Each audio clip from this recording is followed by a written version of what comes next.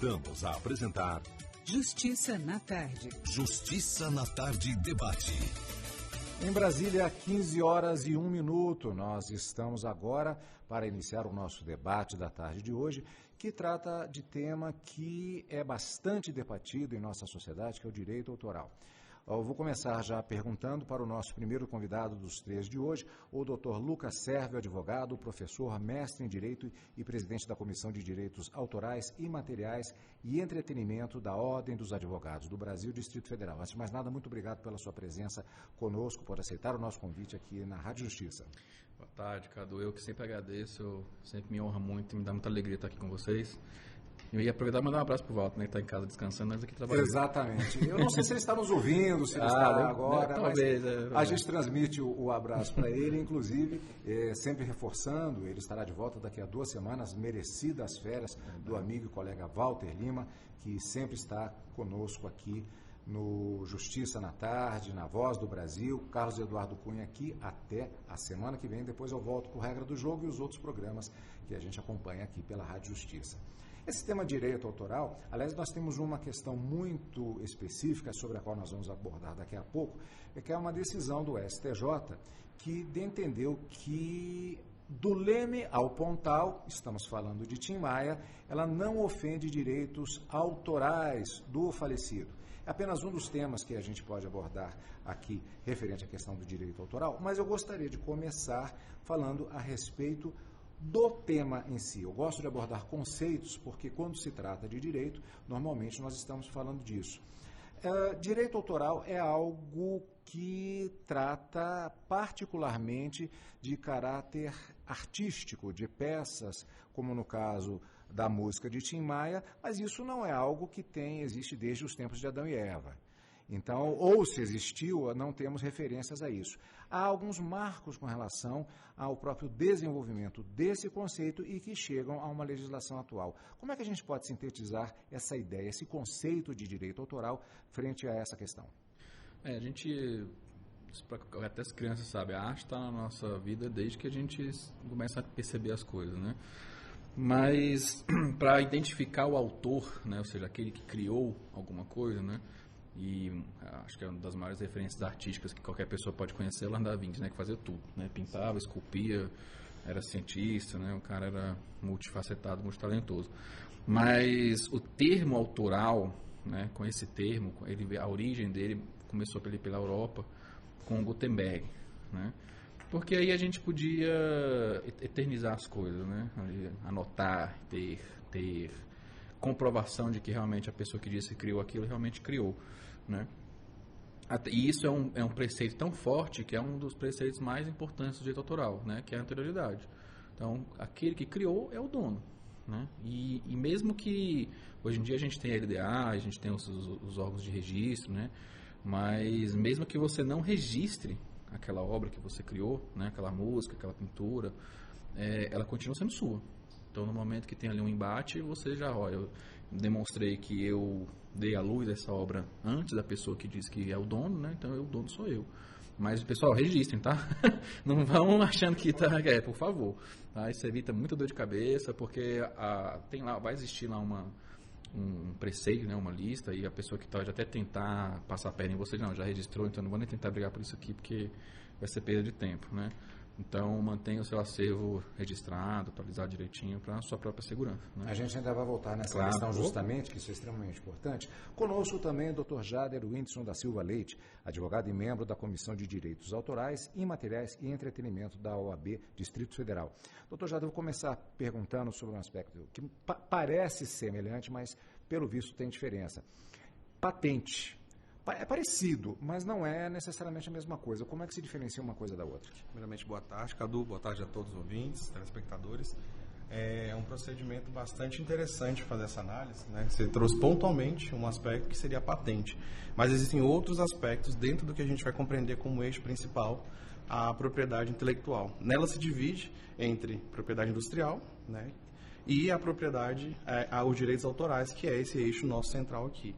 Então, a patente, justamente por ser um aspecto da propriedade industrial, ela vai trazer um aspecto econômico, onde há uma necessidade de se permitir uma proteção industrial, inventiva, econômica de exploração prioritária por determinado tempo naquele país onde ela está sendo registrada. Aqui no Brasil nós temos o INPI, que é o Instituto Nacional de Propriedade Industrial, que atua frente a essa questão da patente, modelo de invenções, utilidades, designs. O que mais, Gabriel, que nós temos aí no INPI nessa parte de propriedade industrial? Girão Soares, advogado, professor e presidente da Comissão de Direito da Moda da Ordem dos Advogados do Brasil. Pode repetir a pergunta, doutor Jader, para o doutor Gabriel? Outros aspectos nós temos na própria propriedade industrial, né? Patentes, modelo de invenções, modelo de utilidades.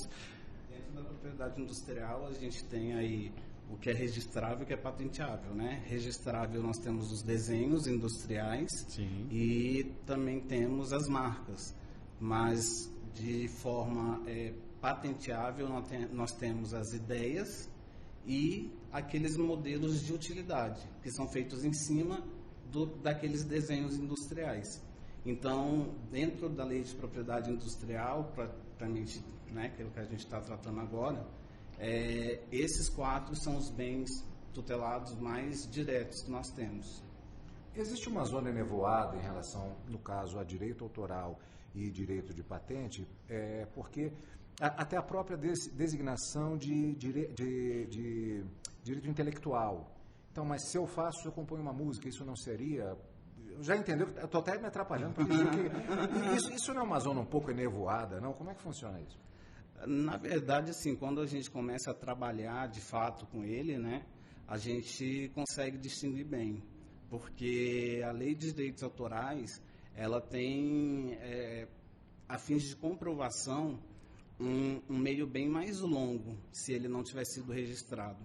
E quando a gente está falando de patentes, a partir do momento que você patentia junto ao INPI, você registrou ele, então você separou totalmente aquele objeto que você patenteou, aquela criação, você conseguiu separar ela totalmente daquilo que você não tem como provar ou teria que provar por anterioridade, como o Dr. Lucas comentou no início, entendeu?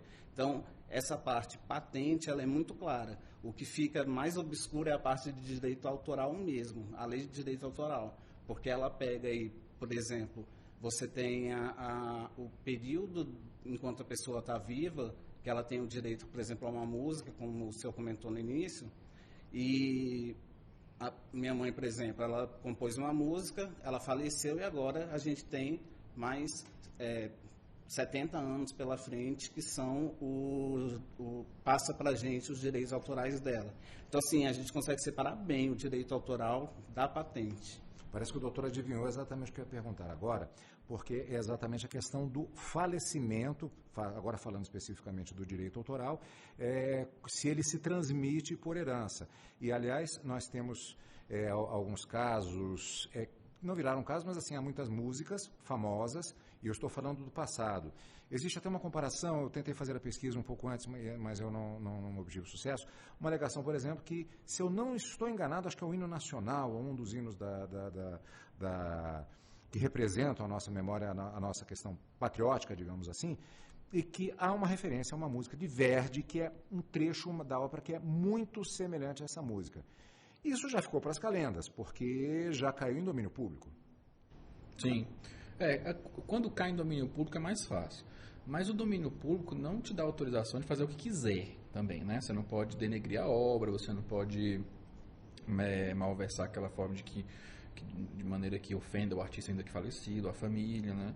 Então, sim, há o domínio público, né? Que é quando passa esse prazo Porque, assim, a gente até recentemente, eu e o Jader falamos sobre herança digital, né? Porque hoje em dia, assim, hoje tudo está online, né? Quase tudo está online. Tem gente agora que lança um livro e-book, né? Então, ele já não é mais aquela coisa física ali que você pode manipular. Então, com esse tanto de patrimônio digital, né, a gente já fala em herança digital, né? Então, a gente pode pegar atualmente que praticamente todas essas heranças estão caminhando para ser digitais, né? De obras e afins. Então, é mais para a família ter ali um pouco de gozo do que o seu parente fez, né? Então, aí tem esse prazo, né, para eles poderem gerir, autorizar, desautorizar, né, mas realmente existe o domínio público. Mas não significa que a gente fala assim, caiu no público, agora faz o que quiser, né? Não, o domínio público ele tem uma série ali não é nem aspectos, você tem que respeitar algumas sequências ali para você poder utilizar, né? Sim. Então, pode, pelo amor de Deus. Que eu vou trazer o caso prático da minha mãe, né? A música dela é muito famosa na igreja, e uma banda internacional gravou ela e colocou ela como sendo de um padre. Então, a gente pode dizer qual é a música? Tem algum problema? Pode, Mãos Abertas de Ana Girão.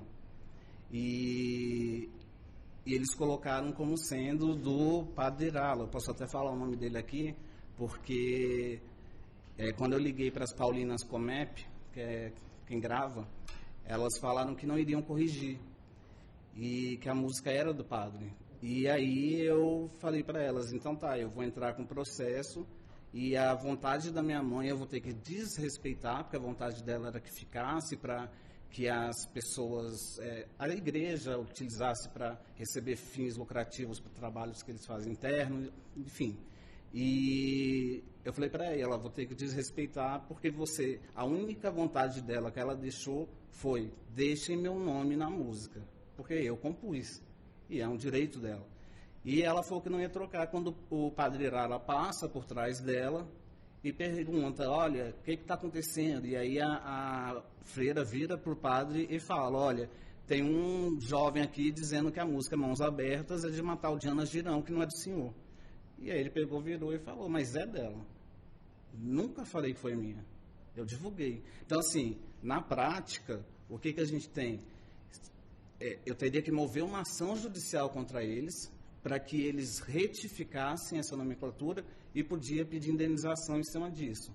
Mas eu estaria passando por cima da vontade da minha mãe.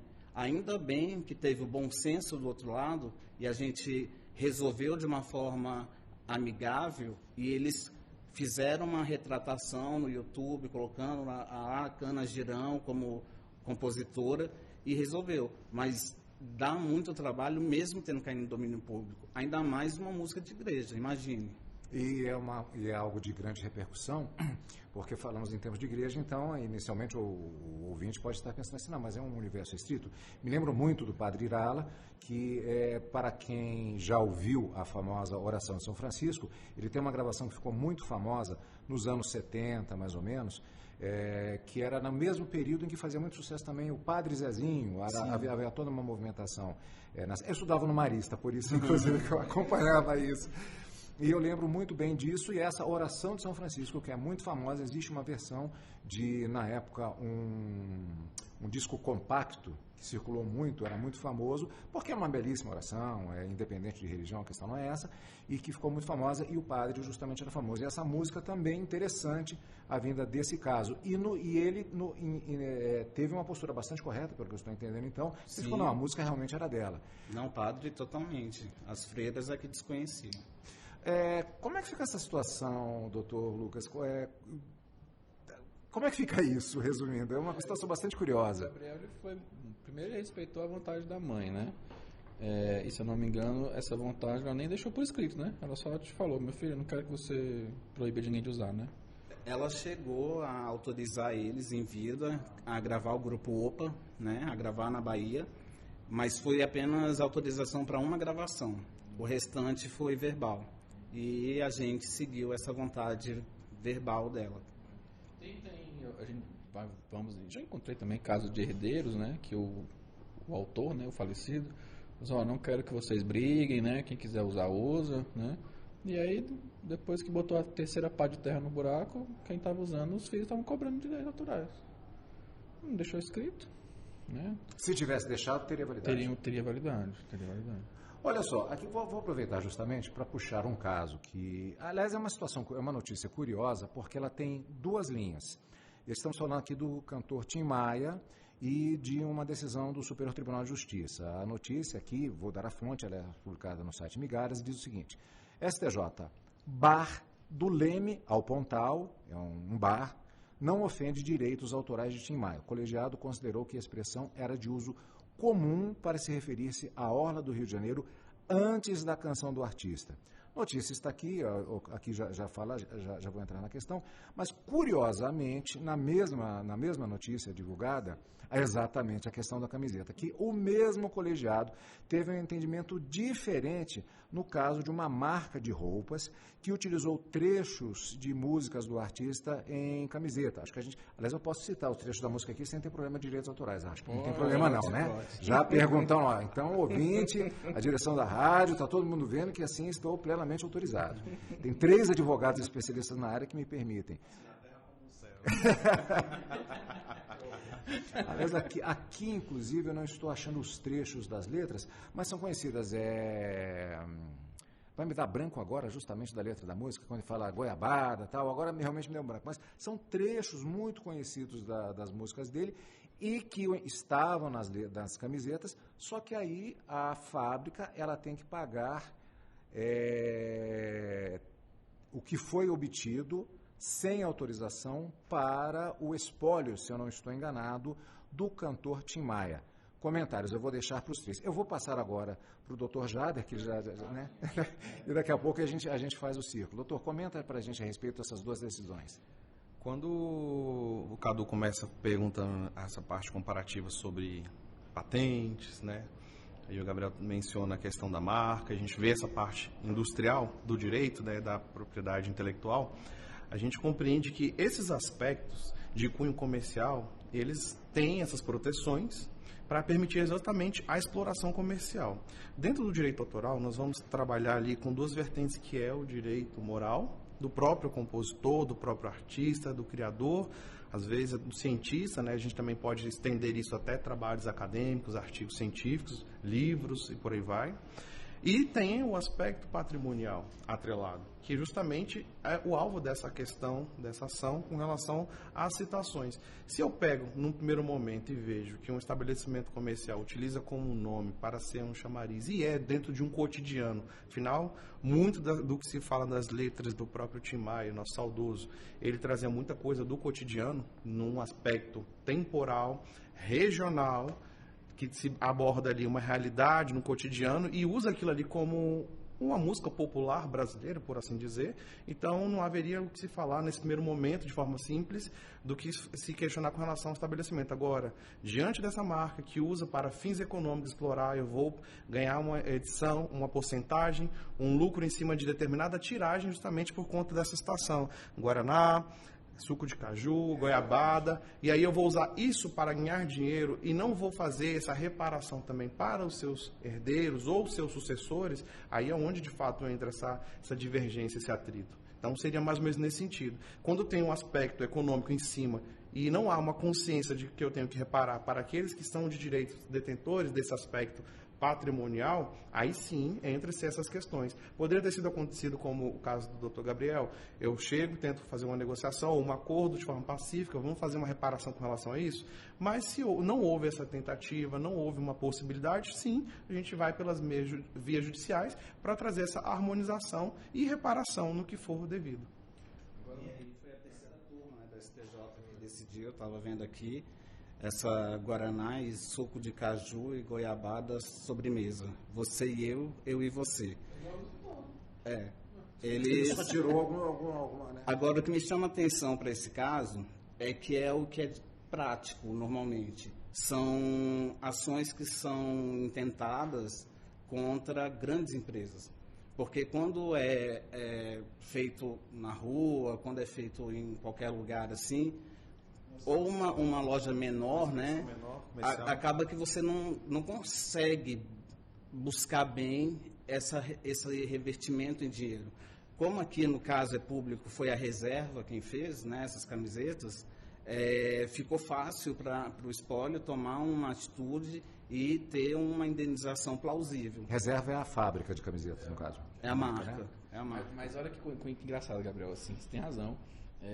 Até porque assim, você não vai empreender um esforço judicial para não ter ressarcimento nenhum, né? Só perder tempo com o advogado, etc. Mas sabe, aí saindo do autoral e indo para a questão de patente, sabe quem é que faz isso? Até com a lanchonete da esquina, o McDonald's. O McDonald's, se ele vê uma coisa MC e ele relacionar com a marca dele, ele processa. Não interessa, ele vai ganhar dinheiro. né? Quem relatou isso, um caso muito engraçado, foi aquele jornalista Antônio Tabet, né? Que ele fazia aquele Placas do Brasil, né? Quem viu o Kibiloco há 20 anos atrás, né? Tudo velho aqui, né? Tudo misericórdia, né? Deve ter assim, o pessoal jovem assim, que louco, que, né? Eu já ia falar que a vantagem que a gente estava em rádio, mas tem uma câmera. Tem uma câmera, de cabelos brancos aqui dentro do estúdio. Mas é porque a gente pinta, né? Né? Que ele colocava Placas do Brasil. Aí era um erro de português, erro de gramática, concordância, que as pessoas fotografavam e mandavam para ele. Né? Aí tinha um que era o Mac Britos, né? Que era, e o cara botou Mac, né? E o Britos devia ser o sobrenome dele, né? A advogada do McDonald's entrou em contato com o Antônio Tabet perguntando se ele sabia onde é que era aquele lugar, porque eles iam entrar em contato. Ele faz uma insinuação, né? A gente chama de concorrência parasitária isso. Quando você pega que a gente também chama de straight dress, um composto todo, e copia e só muda o nome da marca, as nomenclaturas que você coloca ali. Um exemplo enorme que nós temos foi a Ferrari contra o Salão Ferrari ali no Paranoá. Né? Teve processo? Teve um processo, eles foram notificados, eles se incomodaram do salão chamar Ferrari. E para a nossa legislação aqui de propriedade industrial, nós podemos ter uma divergência de classe. Então, se eu estou na classe de vestuário e o outro está na classe de alimentação, esse nome pode ter alguma similaridade, exatamente. Agora, no caso da Ferrari, ela não admitiu nada e, estranhamente, a jurisprudência no Brasil, para grandes marcas externas, ela tem entendido assim, o que não acontece com as marcas brasileiras. Mas e o que deu no caso? Qual foi o resultado? Ele teve que tirar. Ele teve que pagar uma multa absurda. Quer dizer que se eu me chamasse, fosse descendente italiano, me chamasse Carlos Eduardo Ferrari, eu poderia ter problemas? Poderia. Isso de fato pode acontecer? Sim, pode porque aconteceu. Você atelasse o seu nome em alguma marca. Né? A gente não tem aquela lá do shopping que vende terno também, o Miele, por exemplo, né? Uhum. Aquela Ricardo Almeida, né? Uhum. Assim, Ricardo Ferrari, né?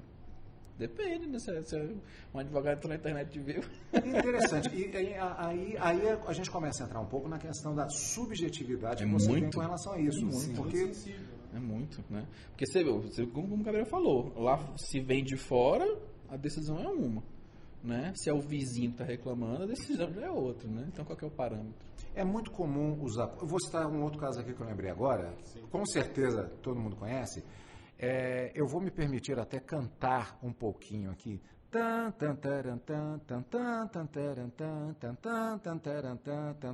Aí vem a pergunta, eu estou cantando Jorge Benjor ou estou cantando... Né? Porque, como o próprio Jorge Benjor, na época se chamava Jorge Ben ainda, 8 compassos. 8 compassos é muita coisa. Não chegou-se ao fim do processo. Quando ele terminou, ele falou, maestro, qual é a música? Meu branco aqui agora. Alguém lembra? Eu lembrava do Jorge Ben, mas... O Ricardo lá, nosso diretor, deve estar nos ouvindo agora, deve estar gritando lá dentro assim, fulano de tal, deixa eu ver se... ele mandou. Olha aí que maravilha. Obrigado, Ricardo, eu estou vendo aqui no zap. Rod Stewart. O Rod Stewart. Obrigado, Ricardo Nóbrega. Mas olha, o que tem de confusão às vezes, de músicos... E olha que engraçado, eu devia ter lembrado, que eu vi esse caso tem uns dias pra trás, né? E o Rod falou que não sabia, né? Ele disse que não sabia, que tinha uma referência. Uhum. Aí eu volto à pergunta, justamente. Aí a gente começa a entrar num terreno de subjetividade que também pode ser utilizado como um argumento de má fé. Sim. Claro. Com certeza. Como é que fica? Olha, aí é o seguinte, se você... A gente encara má fé na justiça todo dia, né? Né? E aí cabe você analisando ali sua parte adversa, né? Você vê no que ela se baseou naquele argumento para ver o que você quebra, né? Agora, assim, tirei da cabeça, um dia que eu estava tomando Coca-Cola na praia, tipo, como que você rebate uma coisa dessa, né? Então é difícil, tem hora que é difícil. Essa questão da quantidade de notas realmente é uma subjetividade extrema, porque o que a gente tem de músicas aí, teve o caso da Anitta, que falaram que ela tinha plagiado porque tinha passado das... de plágio também, né? Se a gente for colocar os cantores, Adele, tem... Você lembra da Adele agora também? Porque o latino é assim, ele compra a cifra e faz a versão, né? Mas aí estão as notas, né? E aí como é que você protege? Interessante, porque aí, isso eu me lembro, ontem a gente comentava a respeito disso, não aqui no programa, mas que estamos fazendo um comparativo com relação a um tipo de música que nos anos também 70, 80, estou revelando a idade, não vai ter jeito, eu tenho que assumir isso de qualquer maneira. E que inclusive me parece que havia até uma certa... já vai levar a próximo tema que eu gostaria de puxar, que é o impacto da tecnologia. É difícil você fazer o que se fazia mais ou menos nessa época, em que havia o lançamento primeiramente, de cantores brasileiros que se lançavam com nomes internacionais, cantando músicas em inglês. Aí, né? Que é a Ludmilla, né? Sim. Ela teve que tirar aquela MC Tatizaki que faz aquela música da Branca de Neve, que eu não vou cantar, gente. Não é porque eu não sei, é porque não posso. Tá? E aí ela foi obrigada a tirar a música do acervo, né? Porque ela pegou a melodia e transformou a letra, né? Teve uma música de Tom Jobim também, não foi? Quando, assim, justiça seja feita, nós brasileiros somos muito plagiados pelos cantores do mundo afora. Sim. Né? Porque, assim, em que pese o fato da internet ter aberto muitas portas pra gente talvez até descobrir isso, mas tem lugar que é impossível, né? Então vamos lá, eu achei interessante porque é uma oportunidade de a gente explicar justamente esse mecanismo. Na verdade, eu fiz referência aos autores que usavam nomes estrangeiros, gravavam músicas em inglês e lançavam no mercado. Acho que o caso mais famoso, a gente pode citar, Morris Albert, que teve uma música que teve repercussão internacional, que era Feelings. Quem tem mais de 25 anos, né, forçando um pouco a barra, vai se lembrar que isso foi gravado por diversos grupos, etc. Mas aí não se encaixa no nosso caso aqui do debate, porque era uma música original.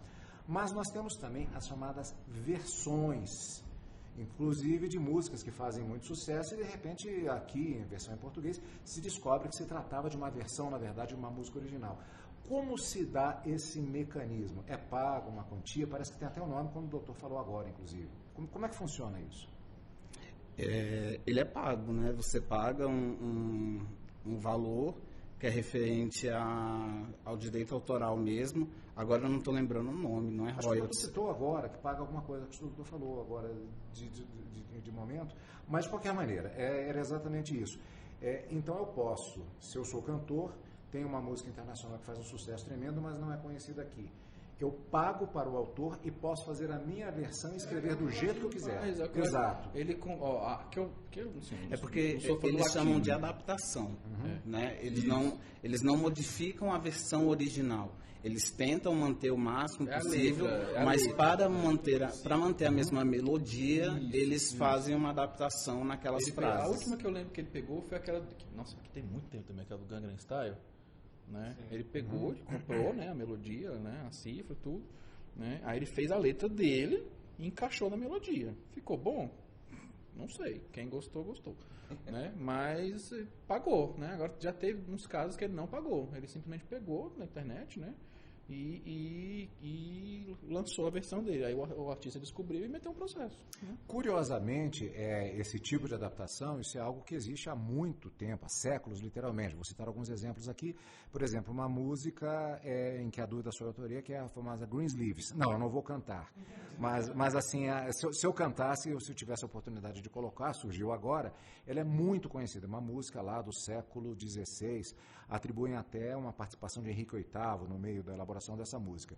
E eu já vi várias versões diferentes. O termo Greensleeves, inclusive, é uma referência a Mangas Verdes, que seria uma música, na verdade, de corte. Alguém, na letra da música, na letra original em inglês, fala a respeito da corte a uma dama que utilizaria de um vestido verde, alguma coisa mais ou menos assim. Eu já vi uma versão de Natal cantada em português. Então, essas referências, elas acabam que, ao longo do tempo, você não tinha um órgão administrativo de direito autoral, nem na época de Mozart, de Bach, mas as partituras, elas circulavam. Aí vem a minha pergunta, que, de certa maneira, os doutores até já adiantaram, até ia falar com a produção, acho que eu vou colocar um processo sobre direito autoral, que parece que a produção adivinhou algumas das minhas perguntas e encaminhou os senhores porque já adiantaram, né? Ouviu, Ana Cláudia Possati? Então, a questão é a seguinte: o impacto da tecnologia na fiscalização a respeito de obras artísticas. O que é que a gente pode falar sobre isso? Vou falar passar para o doutor Jader agora, que está mais calado agora no nosso debate. É interessante essa abordagem, Cadu, porque hoje nós temos a oportunidade de estar com a tecnologia, com a informação na palma da nossa mão, ou no nosso pulso, né?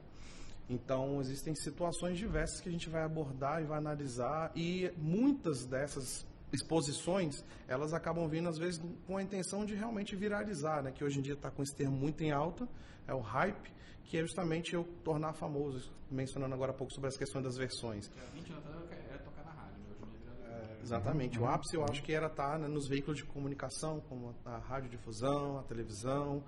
E a gente vê hoje em dia que, às vezes, na própria plataforma digital, nas redes sociais, a gente já consegue ter uma projeção, os influencers, os youtubers da vida, e vamos criando outras profissões, outros formatos de comunicação com a sociedade dentro de uma realidade. Paralelo a isso, se eu quero usar uma forma que vai destacar, que vai se me tornar em evidência, eu vou, às vezes, pegar, por exemplo, a gente estava falando agora na pauta anterior sobre as versões. E aí a gente vê, por exemplo, o caso da Nelly Furtado, que teve a versão, né, Lovezinho, que aconteceu numa situação de a gente ter a versão brasileira, que na verdade não seria nem uma versão, seria uma adaptação, só que com a estrutura musical. E aí abre um parênteses, acho que vale a pena a gente destacar que quando eu penso nos direitos autorais com relação à música, eu vou ter a direito a colocar a parte melódica, o arranjo, a própria letra em si, a composição, aspectos sonoros, e tudo isso aí é colocado dentro de um balaio, claro, cada um com sua estrutura. Afinal, eu posso vender só a letra, como um letrista, como compositor, eu posso vender isso no sentido patrimonial, de comercializar. Eu posso vender a melodia para que as pessoas possam comprar e fazer as adaptações, como o caso foi mencionado agora, do latino. Então, dentro disso, acaba que facilita, de uma certa forma, permitir que as pessoas elas possam identificar esses indícios do que a gente poderia chamar, entre muitas aspas, de plágios. Né, de pessoas que estão usando de forma não autorizada, seria acho que o mais apropriado, para fazer uso dessas produções, dessas obras, dessas criações artísticas. E acaba que, como mencionamos também anteriormente, a questão da Ferrari, como é que ela tomou ciência de uma barbearia aqui no bairro do Paranoá? Como é que ela tomou ciência, o McDonald's, sobre um restaurante, uma lanchonete, às vezes no interior, numa cidade que às vezes não tem nem 5 mil habitantes, que só por ter colocado a sigla MC e o nome da família, ela descobriu que aquilo ali era um estabelecimento que teria um aspecto parasitório. Se sabemos que na prática, né, tirando agora um pouco dessa seara jurídica, tirando todo esse véu jurídico, né, aqui, a gente sabe que um não tem nada a ver com o outro. E nem se forçasse barra, a gente conseguiria compreender que haveria ali uma indução ao erro do cliente ser enganado. Ele sabe que, por aspectos práticos, ele teria que ir para a capital, pelo menos, a uma cidade maior que tivesse de população, para poder ter uma unidade da McDonald's ali. Então, assim, acaba que vira uma situação, de certa forma, eu não vou dizer cômica, mas uma situação, assim, às vezes, assim, para se analisar mesmo, até onde essa projeção da internet, ela permite que haja essa fiscalização por parte dos interessados, das marcas ou das suas obras autorais, para que isso seja acompanhado. E aí entra o trabalho especializado, né, de advogados que atuam na parte, né, tanto da propriedade industrial, como a gente estava falando inicialmente, como na parte de direitos autorais, para poder verificar as possibilidades de proteger de fato aquelas obras. E não haver uma exploração econômica paralela, parasitória, com segundas intenções de obter ali recursos. Consigo explicar dentro dessa historinha toda, um pouco? Com certeza. Complementando o que o Dr. Jader falou, uma problemática que nós temos nessa questão, nessa seara, é a terceirização para as empresas, as grandes produtoras como Sony Music e outras, a terceirização daquilo que é a letra ou mesmo a melodia. Então, muitas vezes, quando a gente vê, e aí a gente fala, nossa, mas eu já ouvi essa música lá fora, e ela está com outra letra completamente diferente, o autor daquela música, ele deixou para a empresa dele, para a Sony Music ou outra que seja, ele deixou para ela gerenciar e acabou autorizando, porque ele não teve uma assistência de advogado, às vezes está começando, e aí autorizou que fosse feito qualquer tipo de mudança. E aí a gente pega mudanças que são, assim, gritantes, né, voltando a essa questão da música, que nem o Dr. Jader comentou, e eles acabam muitas vezes, como é que eu posso dizer, ofendendo, entre aspas, tá? Ofendendo a criação daquele autor. Sim. A gente pega um exemplo, eu não vou saber agora também de qual é a obra original, mas que eu vi, eu não sei se foi esse ano, foi ano passado, o caso daquela música da Pablo Vittar, que estourou, São Amores, que tem uma versão aqui na América Latina de um compositor que se sentiu ofendido, justamente porque ele falou, olha, não tem nada a ver o que ela está fazendo com a minha música, e enfim. Isso, exatamente, São Amores, e há uma versão, na verdade a original, ela é em espanhol, não lembro agora compositor, qual país, mas ela fez essa adaptação, como ela tem feito, por exemplo, resgatando inclusive, né, o próprio forró do Maranhão, né, seus ritmos ali, ela traz esse resgate nas suas músicas, que aí entra de novo nessa pauta, né, dos royalties, dessa concessão a uma autorização para se permitir aquilo, é feito um pagamento, é feito um acordo, ainda que não seja pago, monetizado essa concessão ali, mas há uma liberação formal justamente para evitar qualquer ranhura no meio, né, dessas posições. Mas é problemático que isso causa, porque a gente sabe que tem escritórios especializados em comercializar direitos autorais, né? Música, que seja. Aí o escritório desse compositor latino, que eu não sei de onde é, nem a gente não sabe, né?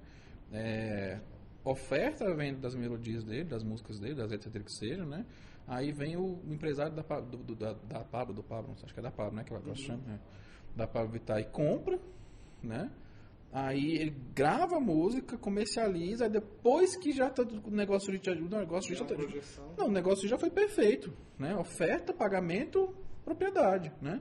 Ela só era dona? Não, mas ela pagou para poder usar, né? Aí agora o autor não quer mais porque daquele jeito não ficou bom, e aí? Como é que faz? Será que foi isso que aconteceu? Tem um caso que eu não sei se é muito conhecido. Eu ouvi isso uma vez numa gravação e eu confesso que eu fiquei um pouco...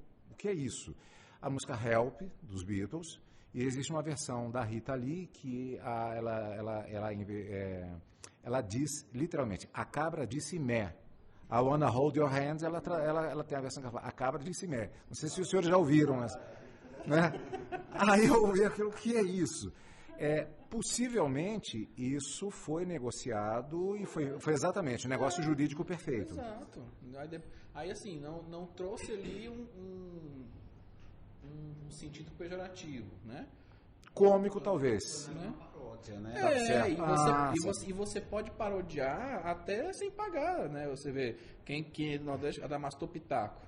Quem conhece, né? Que é um humorista, né? Ele faz o melô dos cachos, né? Ele pega a música do Caetano Veloso, né? Embaixo dos caracóis, assim. Só que ele dá outro sentido, né? Porque ele explica qual é o sentido antes, né? Também não vou dizer por causa do horário. Porque, né? Enfim.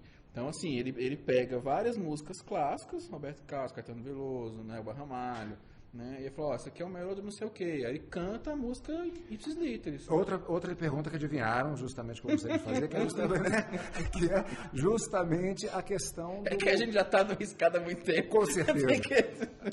E, aliás, voltamos à questão do impacto tecnológico. As redes sociais, elas são um lugar amplo para justamente as paródias. E tóxico para os direitos autorais. Tá? Interessante, desenvolva, doutor. Muito tóxico. Porque, assim, o Jader falou muito bem aqui, né? E eu me intrometi. Que para a coisa viralizar há 30 anos atrás, tinha que tocar na rádio, né? Ou ser tema de novela. Né? Hoje em dia, para uma música ser reconhecida, viralizar, tem que estar no TikTok. Né? Que é um palco das maiores loucuras, das maiores diabruras que o ser humano pode bolar. Né? Então, quando eu falo que é tóxico, não é só por estar sendo usado no TikTok, mas assim, as pessoas não têm responsabilidade com o que elas estão fazendo, né? Com a obra alheia. Então, agora, por exemplo, semana passada, uma imobiliária, ou seja, não é uma pessoa física, né? Usou a voz do Monjardim, que é o dublador do Salsicha, do Scooby-Doo, né? Para fazer uma propaganda. O Salsicha falando. Entendeu? Gente, não, aí você achou pouco? Aí no final tinha do Orlando Drummond também, do Scooby-Doo. Confirmando, né? Uai, gente, é assim então? Mas eram os dubladores ou era inteligência artificial? Era IA. Era IA. Era IA. Já, de novo, entramos, né? Já vou me tremer. Porque é uma outra questão de impacto, inclusive aí já uma questão que, na verdade, eu tenho até que tomar um certo cuidado na abordagem, porque já passa-se para outro poder, que é o poder legislativo, e a gente tem uma política no sentido de não polemizar muito, porque a não ser quando algo se transforma em lei, e aí já há uma aplicação específica, mas é justamente um debate. O legislativo, nesse momento, está tendo um papel muito importante para os artistas. Ele está com dois projetos muito importantes. Um é um PL 52, do Padilha, que agora é ministro, né? Mas está lá na Câmara, que ele autoriza que os artistas que foram pejotizados à força celebrem convenção coletiva. Né? Eu fiz até um artigo sobre isso umas 2 semanas atrás. Que é um PL muito bom. Né? Qual é o número do PL? 152. Aqui que eu vou voltar nessa questão já.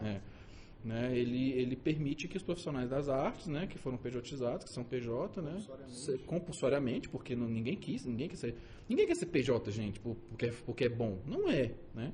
Tem alguma facilidade? Ele tem, quando você é autônomo e tudo, mas ninguém quer ser PJ a vida inteira. Eu vou voltar nessa questão, mas só para não perder o gancho, que no caso seria do PL 2338, se eu não estou enganado. É porque o 2338 ele fala só sobre inteligência artificial. Isso. Né, de maneira abrangente e genérica. Ele atende o Brasil inteiro, vamos dizer assim. Né? Mas ele não é específico.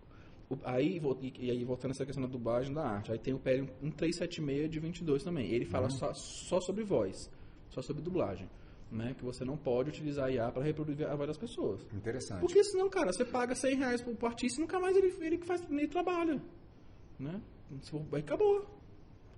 Você pega uma voz icônica, o Orlando Drummond, a outra que faleceu agora, Carmen Sheila, o próprio Dário de Castro, que foi um dos pais da dublagem no Brasil, lá no Rio de Janeiro, né, tem a associação no Rio de Janeiro chamada Dário de Castro, em homenagem a ele. Né? Então você vai lá na família do Dário, paga lá. Cara, não tem preço. 30 mil. Para a vida inteira? Na utilização da inteligência artificial, a gente tem um grande problema, e aí eu atuo muito no direito da moda também. Quem não viu... Isso é direito da moda. Humildade, essa hora tá difícil. Quem não viu o Papa vestido com o casaco da Balenciaga. E todo mundo achou aquilo como se fosse verdade. E aí, a analogia que eu quero fazer ao caso dos dubladores é o seguinte: a gente tem que verificar se essa pessoa que está divulgando não está auferindo lucros indevidos em cima da inteligência artificial. Porque, no caso da Balenciaga, mal ou mal, ela vendeu ali uns $600 mil para cima, para 1 milhão. Por conta de uma inteligência artificial que, segundo ela, não foi ela quem colocou. Aí se exime da responsabilidade. Essa que falou é IA. O Papa nunca usou Balenciaga. E no caso da dublagem, é a mesma coisa. Se você pega, por exemplo, pequenos produtores utilizando vozes que são conhecidas internacionalmente, a providência para ser tomada contra a IA, ela ainda está muito crua, está sem nada, sabe? Eu falo isso pro Walter quando eu estou aqui, e agora estou lhe conhecendo hoje, para prazer, inclusive. Né? Estou lhe conhecendo agora, Cadu, coloque sua voz no testamento.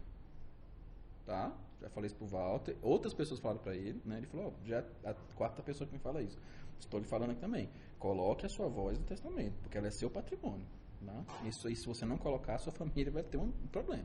Como assim, doutor, por favor? Coloca testamento. Deixa uma casa, um carro, né, um relógio. A inteligência artificial, ela pode utilizar pedaços das suas frases para montar outras frases que não teriam muito a ver com aquilo que... Estamos no YouTube. Né? Você está todo dia lá no outro programa. Hoje você está aqui cobrindo o Walter, né? A sua voz já faz parte do banco de dados. Você sabia? Tá sabendo mesmo. Eu estou um pouco chocado. Não tinha pensado nisso. Aí já pode ter algum aplicativo, né, por aí, que eu não vou citar nome, que eu não vou citar nome, que é para não fazer a propaganda. Não, para não dar palco, né? Para fazer propaganda educada, para não dar palco, né? Que já deve ter lá. Por favor, fale bom dia, você está maravilhosa hoje com a voz do Cadu da Rádio Justiça. Vai ter. Um exemplo, para você refletir, Cadu. Gente, a expressão de susto dele aqui agora foi impagável. Mas é importante, porque é na prática que a gente vai vendo, né? Ainda mais quando a gente consegue se colocar em situações para a gente perceber o impacto que isso pode causar. Como você trabalha como jornalista, você usa sua voz como sua ferramenta de trabalho. Se por algum momento você estiver doente e estiver com a voz, né, debilitada, você não vai poder trabalhar. Não dá para fazer uma voz rouca, uma voz debilitada ali. Agora, eu dou um exemplo dentro do cenário recente pandêmico. Nós tivemos ali o caso da Madonna. Ela estava em turnê e tudo, e aí houve ali uma situação onde ela estava se preparando para voltar às turnês, já saindo do período da pandemia, e ela passou mal por descuido e responsabilidade dela, de não ter se cuidado, né, da sua saúde, por uma questão de compromissos e de agendas, como todo profissional responsável faz, e aí ela se depara numa internação. E ela fica semanas, vira meses, e a situação fica crítica, a ponto dela começar a refletir sobre suas questões pós-mortem. E aí ela para pensar, ok, estou diante de uma situação dessa, fazendo um parâmetro agora mais uma encenação. Antes da pandemia, ela havia feito uma performance numa premiação com uma aluna, onde ela colocou várias facetas de Madonna no palco em inteligência artificial. Então, ao vivo, as pessoas começaram a assistir os hologramas dela, ela dançando ao vivo, com ele cantando. Uma hora ela sumia, outra hora ela aparecia, como ela já fez também lá atrás, eu esqueci o nome da banda agora, esqueci o nome da outra banda, que ela apresentou também em IA. Passou. E aí, quando ela sai do hospital, ela fala, então, eu vou fazer um testamento onde ninguém poderá explorar a minha imagem assim que eu morrer. Então, não haverá nenhum tipo de recurso, nenhum tipo de tecnologia que poderá fazer qualquer menção à minha voz, à minha imagem, a qualquer aspecto meu quando eu falecer. Então, já pensando num pós-mortem, para evitar que qualquer indústria, qualquer empresa, qualquer produtor, qualquer pessoa que queira usar como fonte de renda e que, de alguma forma, como a gente já percebeu aqui nesse cenário, nos exemplos que nós citamos, a família, ela fica à mercê, justamente por uma questão de selvagerismo comercial, onde as pessoas elas querem faturar e não têm a consciência de, vou deixar uma porcentagem para a família, porque elas não querem ser bonzinhos, não querem, né, elas querem... E às vezes nem sobra, já. Vamos levar. Não, mas não só isso, o ponto maior é... Tá sobrando, né? Mas assim... O ponto a questão é, eu preciso preservar essa imagem, no seu caso, né, como já foi recomendado muito bem, mais uma vez, a sua voz, para garantir exatamente essa preservação posterior. E evitar que possam usar até de forma leviana esse material que acaba sendo gerado. A gente está num contexto tecnológico. A Lei de Direitos Autorais, ela chega, Cadu, no Brasil em 98, quando ela começa, de fato, a ter um raiar de um novo dia. Mas isso já vem sendo discutido desde a Convenção de Berna, que é uma das maiores, né, legislações internacionais, que vai trazendo vários aspectos sobre a preservação autoral. E isso lá desde 1886. E o Brasil já estava atuando ali, já participando de forma ativa. Mas no Brasil, em loco, nós temos oficialmente uma nova legislação, se eu não me engano, é em 80 e pouco. Nós tivemos uma anterior, mas em 1998 começamos, de fato, ao que a gente chamou de LDA, Lei de Direitos Autorais, que começa a trazer essa preservação e proteção para o autor, para o criador dessa arte, dessa obra intelectual. E, paralelo a isso, também um crescimento exponencial da tecnologia da internet no Brasil. Então, a gente vai acompanhando ali, a internet ela cresce a galopadas e a legislação, toda essa parte legal, ela dá uns passos mais tímidos. E a gente não consegue fazer uma sincronização disso. Então, por isso é importante começar a se trazer e agradecemos de pronto, né, esse espaço para conversar sobre isso, trazer para a sociedade, para todos que estão assistindo, que estão ouvindo a gente e que vai ficar na posteridade no canal do YouTube, registrado, permitindo que ela tenha essa consciência de reflexão. Até que ponto, de fato, essa tecnologia que permite, de certa forma, acervos, documentações, registros, ela também vai ser benéfica ou, de algum lado, maléfica para outros aspectos, porque as pessoas elas são criativas. E elas vão usar essa criatividade para explorar de inúmeras maneiras e encontrar, como a gente ouve muito no nosso coloquial, as brechas para poder obter vantagens. Enquanto não há uma regulamentação ou uma regulação, elas vão poder se obter desse subterfúgio para poder fazer seus proveitos até a hora que forem cessadas. Uma expressão de vontade que é muito conhecida e que é extremamente atual, o Cid Moreira, que acabou de falecer e está no testamento dele. Ele não autoriza que seja reproduzido, tirando aquelas gravações bíblicas que ele fez, de salmos, e todas as que foram autorizadas, ele deixou a vontade dele, informando que ele não autoriza que a voz dele seja utilizada em nenhum meio de comunicação. Um caso que eu gostaria de pegar aqui, tratando como, não como paradigma de exemplo, mas se ele se aplica de alguma forma, que é um caso estrangeiro também, que é o Stan Lee, autor do Homem-Aranha. Com certeza todos conhecem também e que... Como é que é? Vou entrevistar um dos dubladores do Homem-Aranha amanhã. Amanhã? Uhum. Bom, aí já entra justamente na questão da dublagem. Mas no caso do Stan Lee, me corrija se eu estiver errado, ele é famosíssimo, né, como autor do Homem-Aranha e de outros personagens icônicos também nesse universo. E em determinado momento, se eu entendi certo as informações que eu tive a respeito do caso, ele era apenas o autor, agradecemos muito, mas os direitos autorais apenas do estúdio, o autor do coisa. Assim, os quadrinhos, a Marvel, a DC, mais especificamente a Marvel, ali pelos anos 80, 90, passaram por uma crise financeira muito grande. Ninguém comprava mais quadrinho, né? Não vendia tudo. Para a Marvel sobreviver, ela foi vendendo os direitos dos personagens. Então, o Homem-Aranha está com a Sony, né? O Hulk estava com a Sony, se não me engano também, né? E aí, então ele era o autor, né? Reconhecidamente o autor, mas não era mais o dono. Né? E aí, agora a dona da Marvel hoje em dia é a Disney, né? Então a dona do Homem-Aranha, do Capitão América, do Homem de Ferro, atualmente é a Disney. Mas como é que ficou? Sabe como é que ficou a situação especificamente dele? Ou apenas deram um espaço? Deram um espaço, Mas ele nunca teve os direitos autorais? Não, ele não tinha nenhuma ingerência ali sobre como os filmes iam ser feitos, como os personagens... Assim, dentro respeitando o direito dele como autor, né? Mas, assim, por exemplo, Homem-Aranha é um Homem-Aranha criado do zero, né? É um adolescente, né? De 17 para até 20 anos, dependendo da datação, né? De olho verde ou azul, se não me engano, cabelo castanho e branco, né?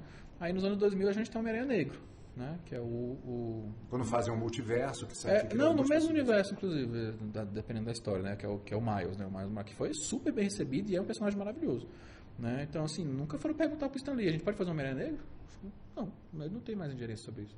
Né? Aí já é outra criação, né? Pegaram o personagem, né? Mas é outra pessoa, outro nome, outra história de fundo. Temos agora uma outra discussão também, que não quero entrar apenas... Que é outro que apareceu depois de morto nos filmes, né? Porque ele morreu, sim, né?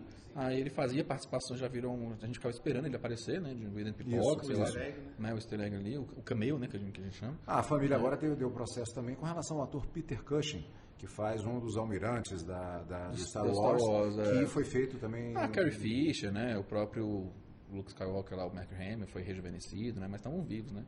Quer dizer, a Carrie faleceu e a filha foi utilizada como atriz de... É uma terra de ninguém, atualmente? É onde eu vou chegar, porque assim, a gente está falando aqui de direito autoral dos falecidos e ressurreição digital, né? Então, por exemplo, o caso da Carrie, do próprio Peter, né? São casos de ressurreição digital, né? Tem uns que já faleceram há 10, 15 anos atrás, né? E aí traz lá, você faz uma captura de movimento, né? Bota aqueles pontinhos no rosto para fazer que é o chroma key moderno, né? E aí cola o rosto da pessoa, rejuvenesce, envelhece, né? Muda a etnia, o que seja. E aí, assim, a família autorizou? Autorizou, tudo bem, né? Mas e quem não deixou a família para autorizar? Né? Pode ter eventualmente um ator, uma atriz que não tem tido filhos, não tem irmão, não tem mais pai, não tem mais mãe, né? Ficou famoso e tal, fez E a pessoa que morreu queria que isso acontecesse? Voltando à questão do domínio público, foi feita uma referência, 70 anos. Isso em relação à patente ou vale também para direito autoral? Direito autoral. Só para o direito autoral? Patente não? Patente não. Patente é 25 anos. 25 anos. Você renova. Corre lá e renova. Você tem um limite de renovação, né? Um prazo específico. Algumas são renováveis, outras não. Então depende muito da situação. Isso. Por exemplo, marcas são 10 anos e ela pode ser renovável sucessivamente. Direitos autorais, a indústria após a morte, farmacêutica é que pode renovar por mais tempo, né? Ela leva até 50 anos mantendo a mesma patente. O conceito é assim, somos todos humanidade, né? Então chega uma hora que tudo tem que ser nosso do mundo inteiro, né? Então o autor pode aproveitar ali, obrigado, vai receber, mas chega uma hora que tem que todo mundo... O primeiro Mickey já está aí. Imagina o próximo filme do Shrek, como é que vai ser. O Mickey, né? E aí consegue preservá-lo. Aliás, logo que abriu a patente do Mickey, as bizarrices que apareceram com versões do Mickey Mouse. O Sim Pooh também, né? O Sim Pooh, exato. Agora já tem até filme de terror com o Sim Pooh e tudo. Acabou, tá na mão do povo. Entendeu? Do povo já era.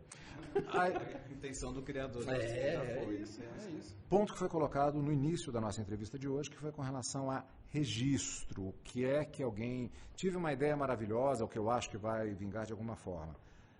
Estamos falando de patente, direito autoral, as duas coisas, como é que funciona isso?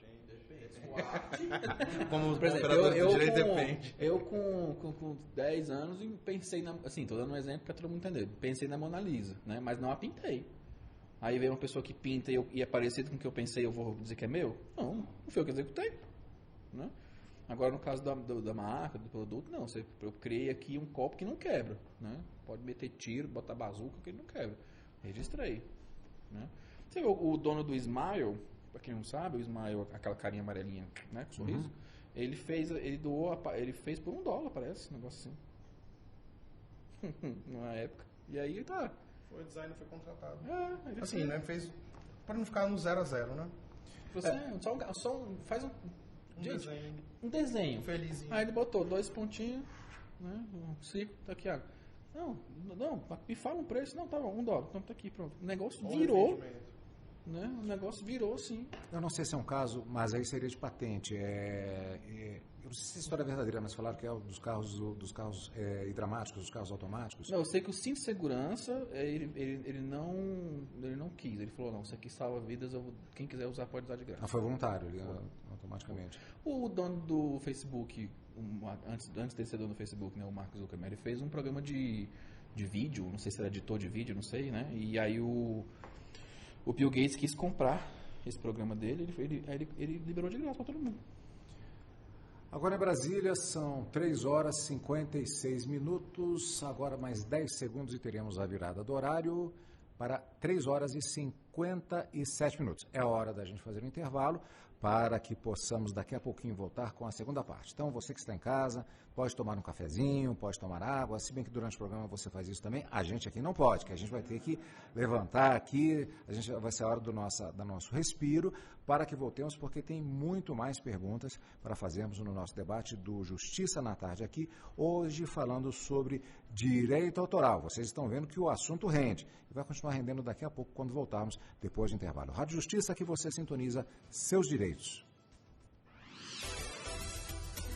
Você está ouvindo Justiça na Tarde.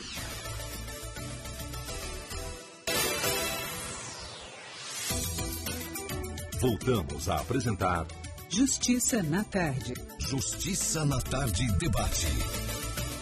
Em Brasília, agora 16 horas e 5 minutos, nós estamos com o nosso debate a respeito de direitos autorais.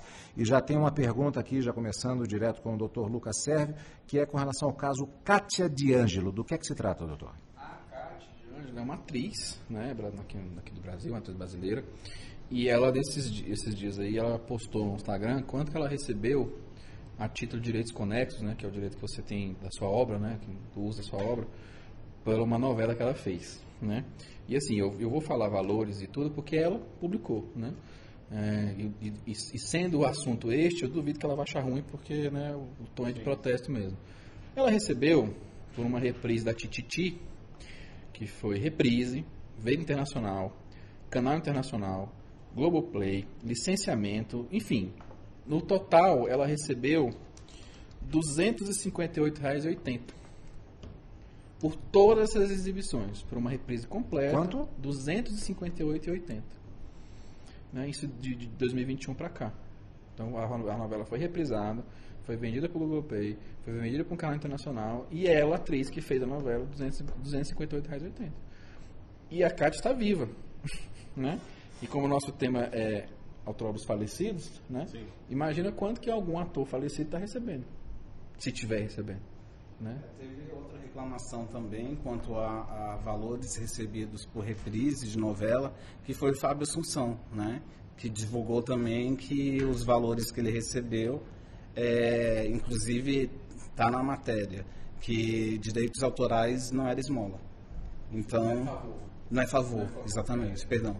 Não é favor. Ele colocou isso para a Rede Globo e acredito que não surtiu muito efeito não, porque os contratos são muito bem amarrados pela emissora. Não me deixa entrar em contratos não, porque assim, vou te falar uma coisa.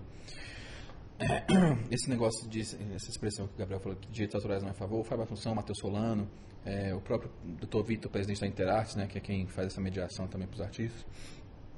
É um negócio assim, que eu vi uma decisão uma vez que o artista, se não me engano, acho que até o dublador na época, ele entrou com uma ação e aí o juiz disse que não ia dar o pleito dele da maneira como ele estava pedindo, porque ele fez assim, olha a suposição. Esse filme aqui que o senhor está pleiteando, se eu for lhe remunerar, por exemplo, por visualizações, né, que é a forma mais prática que a gente teria de contabilizar esse valor, ele teve bilhões de visualizações. Então, se eu te pagasse 1 centavo por visualização, né, o senhor ficaria milionário e eu não acho justo. Não é justo o artista ficar milionário com a obra dele? Então, assim, outro exemplo, eu vou dar 2 exemplos tristes, assim, me desculpe a audiência. O primeiro é o do Caio. O Caio é o dublador do Harry Potter. O primeiro dublador do Harry Potter. Ele foi assassinado. Né? Ele teve um fim trágico. Né? O filme do Harry Potter, os filmes do Harry Potter que ele dublou estão passando no cinema de novo. Né? Eu quero saber quanto que a família do Caio está recebendo. Com a voz dele, né? Com a voz dele. E eu vou arriscar dizer que nada. E eu volto, sem contar as plataformas, streaming. Não, isso é porque a Pedra Filosofal, eu acho que eu tinha 7 anos quando saiu o filme, eu tinha 8 anos. Não, eu tinha. Sabe por quê? Agora eu lembrei. Eu ganhei a fita do Harry Potter com 8 anos de aniversário. Com 8 anos de idade. Então, se eu ganhar a fita de aniversário, ela já estava rodando, né? Subiu de 6 para 8. Hã? Já subi. Enfim. E aí, olha só, quando ele dublou esse filme, né? Aí ele fez Pedra Filosofal, Prisioneiro de Azkaban, se eu não me engano, ainda fez Pedra Filosofal, Câmara Secreta, se eu não me engano, ainda fez Prisioneiro de Azkaban. Aí depois ele faleceu. Né? Então esses 3 filmes estão no Netflix, estão no Max, estão por aí à torto. Né? Os filmes da vida, não viciado em Harry Potter, só vou acrescentar que fiz a Ordem da Fênix. Também foi? Pois é. Pra mim, eu tinha falecido já. O dublador pode fazer registro disso também? Não. Não? Você não pode registrar a voz no NPI, por exemplo. Não existe essa. Não tem essa etapa administrativa, vamos chamar assim, né? Você registra uma melodia, uma letra, uma obra de arte, uma pintura, um desenho, um rascunho, uma cifra, uma voz não. Gustativo, sonoro, nada nesse como eu posso dizer? Nessa lista de Nessa lista mesmo, né, de gustativo, sonoro e odores, Você não pode registrar no INPI. Inclusive é um projeto que a gente encaminhou para a Câmara, né, que é para que seja feito o registro pelo INPI da fórmula de algo que tenha cheiro. Então, assim, você tem uma fórmula, utilizou canela, utilizou isso, utilizou aquilo. Então, a gente encaminhou um projeto para lá, para que ele fosse, é um pré-projeto, para que ele fosse apreciado e modificasse isso, porque nos Estados Unidos não é assim. Nos Estados Unidos você consegue proteger tudo. Eu posso citar produtos aqui, será? Especificamente? Não vai ganhar nada. Então, vou lá, vou citar um outro exemplo também que cai, na verdade, mais na questão de patentes, mas que é o milkshake de ovo maltine, que era propriedade, eu acho que era do Bob's, e passou para o McDonald's, houve uma jogada comercial em cima disso. Só que se eu chegar no Bob's hoje, eu tomo o mesmo milkshake, só que ele tem outro nome. Né? Isso, voltamos à questão da subjetividade. É a mesma coisa, só que é crocante, eu não sei, alguma coisa. Sim, acho que é esse nome. crocantes, algo assim, né? Isso é passível de processo também?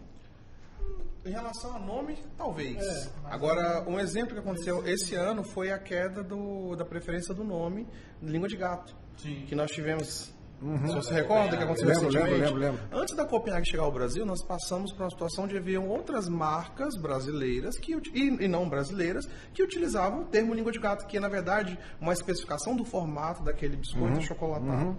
E aí ela faz um procedimento legal, administrativo, dentro do INPI, para requerer um nome como exclusividade, e conseguiu. A validade foi de 10 anos, né?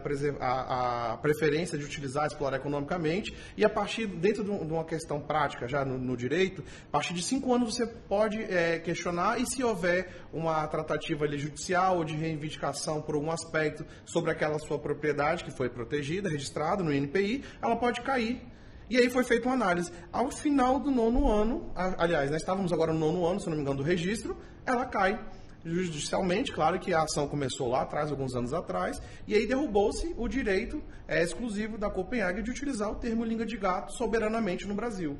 Então acontecem situações como essa, às vezes, de querer usar, claro que não é o caso do ovo maltine, que o ovo maltine já é uma patente, né? Na verdade é uma marca registrada ali com relação a esse termo, há uma estrutura característica do seu ingrediente que o torna único e exclusivo para ser comercializado como outros achocolatados e outros formatos. Mas, por exemplo, nesse caso do língua de gato, é um produto que tem um formato específico que não necessariamente está atrelado a uma marca ou outra, mas sim a um formato específico dele ali. A decisão, inclusive, ela tem como alcance qualquer tipo de registro que tenha sido feito de substantivo, né? Então, língua de gato, um substantivo, ele era uma briga entre a Cacau Show e a Copenhague, acabou que a Cacau Show ganhou. E todos os outros substantivos que a gente tem registrado no INPI, acabou que eles estão sendo revisados hoje para que não tenha esse mesmo problema, porque língua de gato, independente do chocolate, a expressão língua de gato, ela é popular, ela não é algo que deveria ter sido privado do domínio público. Por exemplo, se eu crio um produto que chamo ele de cama de gato, que é uma expressão assim... É uma expressão popular. Né, isso pode ser objeto também de uma ação, eventualmente? Hoje sim, com certeza pode ser objeto de uma ação. Hoje, acredito eu que, até por conta desse exemplo que passou da língua de gato, o INPI ele nem autorizaria ser registrado. Sim, é importante deixar claro, né, principalmente o próprio programa em si já traz muito essas questões jurídicas, que o direito é orgânico. Então, a gente não pode pensar numa coisa categórica, engessada, perpétua, sem que a gente perceba que a própria legislação ela se adapta conforme a sociedade vai crescendo. Dentro da parte autoral, uma coisa que é interessante a gente abordar, principalmente como a gente trouxe no início, Cadu, a questão sobre o que poderia ser ou não, né, uma suposta ideia de plágio, a gente tem que entender que existem aspectos sociais e culturais dentro de um determinado período histórico onde as pessoas estão produzindo arte. E aquilo ali é uma referência local. A gente tem na história as escolas de arte. Então, a gente vai pegar um rococó, um dadaísmo, um barroco e por aí vai. Então, existe uma referência onde ela é padronizada ali, onde as pessoas estão estudando, acessando aquela cultura, aquela forma de manifestação artística, intelectual e cultural e reproduzindo suas artes. E aí a gente traz isso para um contexto musical, por exemplo, que é o que está em voga, o digital. Às vezes existem muitas situações que acontecem, inclusive de clientes chegando e perguntando assim, poxa, Jader, mas eu tenho uma música que aconteceu, que eu publiquei nas redes sociais e marquei um artista tal para ver se ele topava uma parceria. E aí, meses depois, ele chegou e gravou uma música com referência. Você vai ouvir, você dá aquela respirada e fala assim, tá, onde é que está a referência aqui? Como é que eu posso trazer essa questão de forma prática para esse artista que de fato ele compreende e no sigilo dele, na calada dele, na moralidade dele, ele se sentiu lesado. Como é que a gente vai poder comprovar por A mais B ali aspectos pontuais, substanciais, que de fato houve ali uma referência, houve uma tentativa, às vezes, de copiar aquela ideia, ou não? Então é algo muito sensível. E principalmente esse aspecto regional, local, atual, o contemporâneo da criação, não necessariamente o agora, né? Mas a gente tem hoje atrelado a tecnologia, porque a gente publica e quer viralizar, e quer ter uma evidência, quer ter uma projeção em qualquer área. Mas é importante também trazer essa consciência sobre esses aspectos, para a gente poder compreender que, na realidade, o grande fator é como é que eu vou lidar com isso hoje e como é que eu posso identificar se de fato aquilo ali há um indício de originalidade. Levando em consideração ainda, cada um outro ponto importante. Se eu tento reproduzir algo, já não é mais uma cópia. É uma nova criação com uma referência.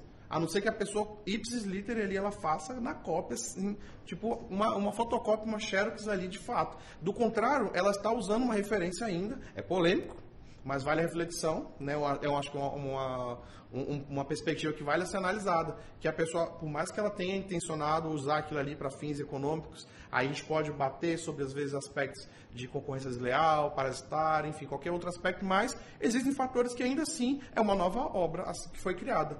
Independente de ter sido usado como referência, consciente ou inconsciente, legal ou ilegal, de um terceiro, mas ali está uma nova criação e não de fato uma cópia ou um plágio, talvez.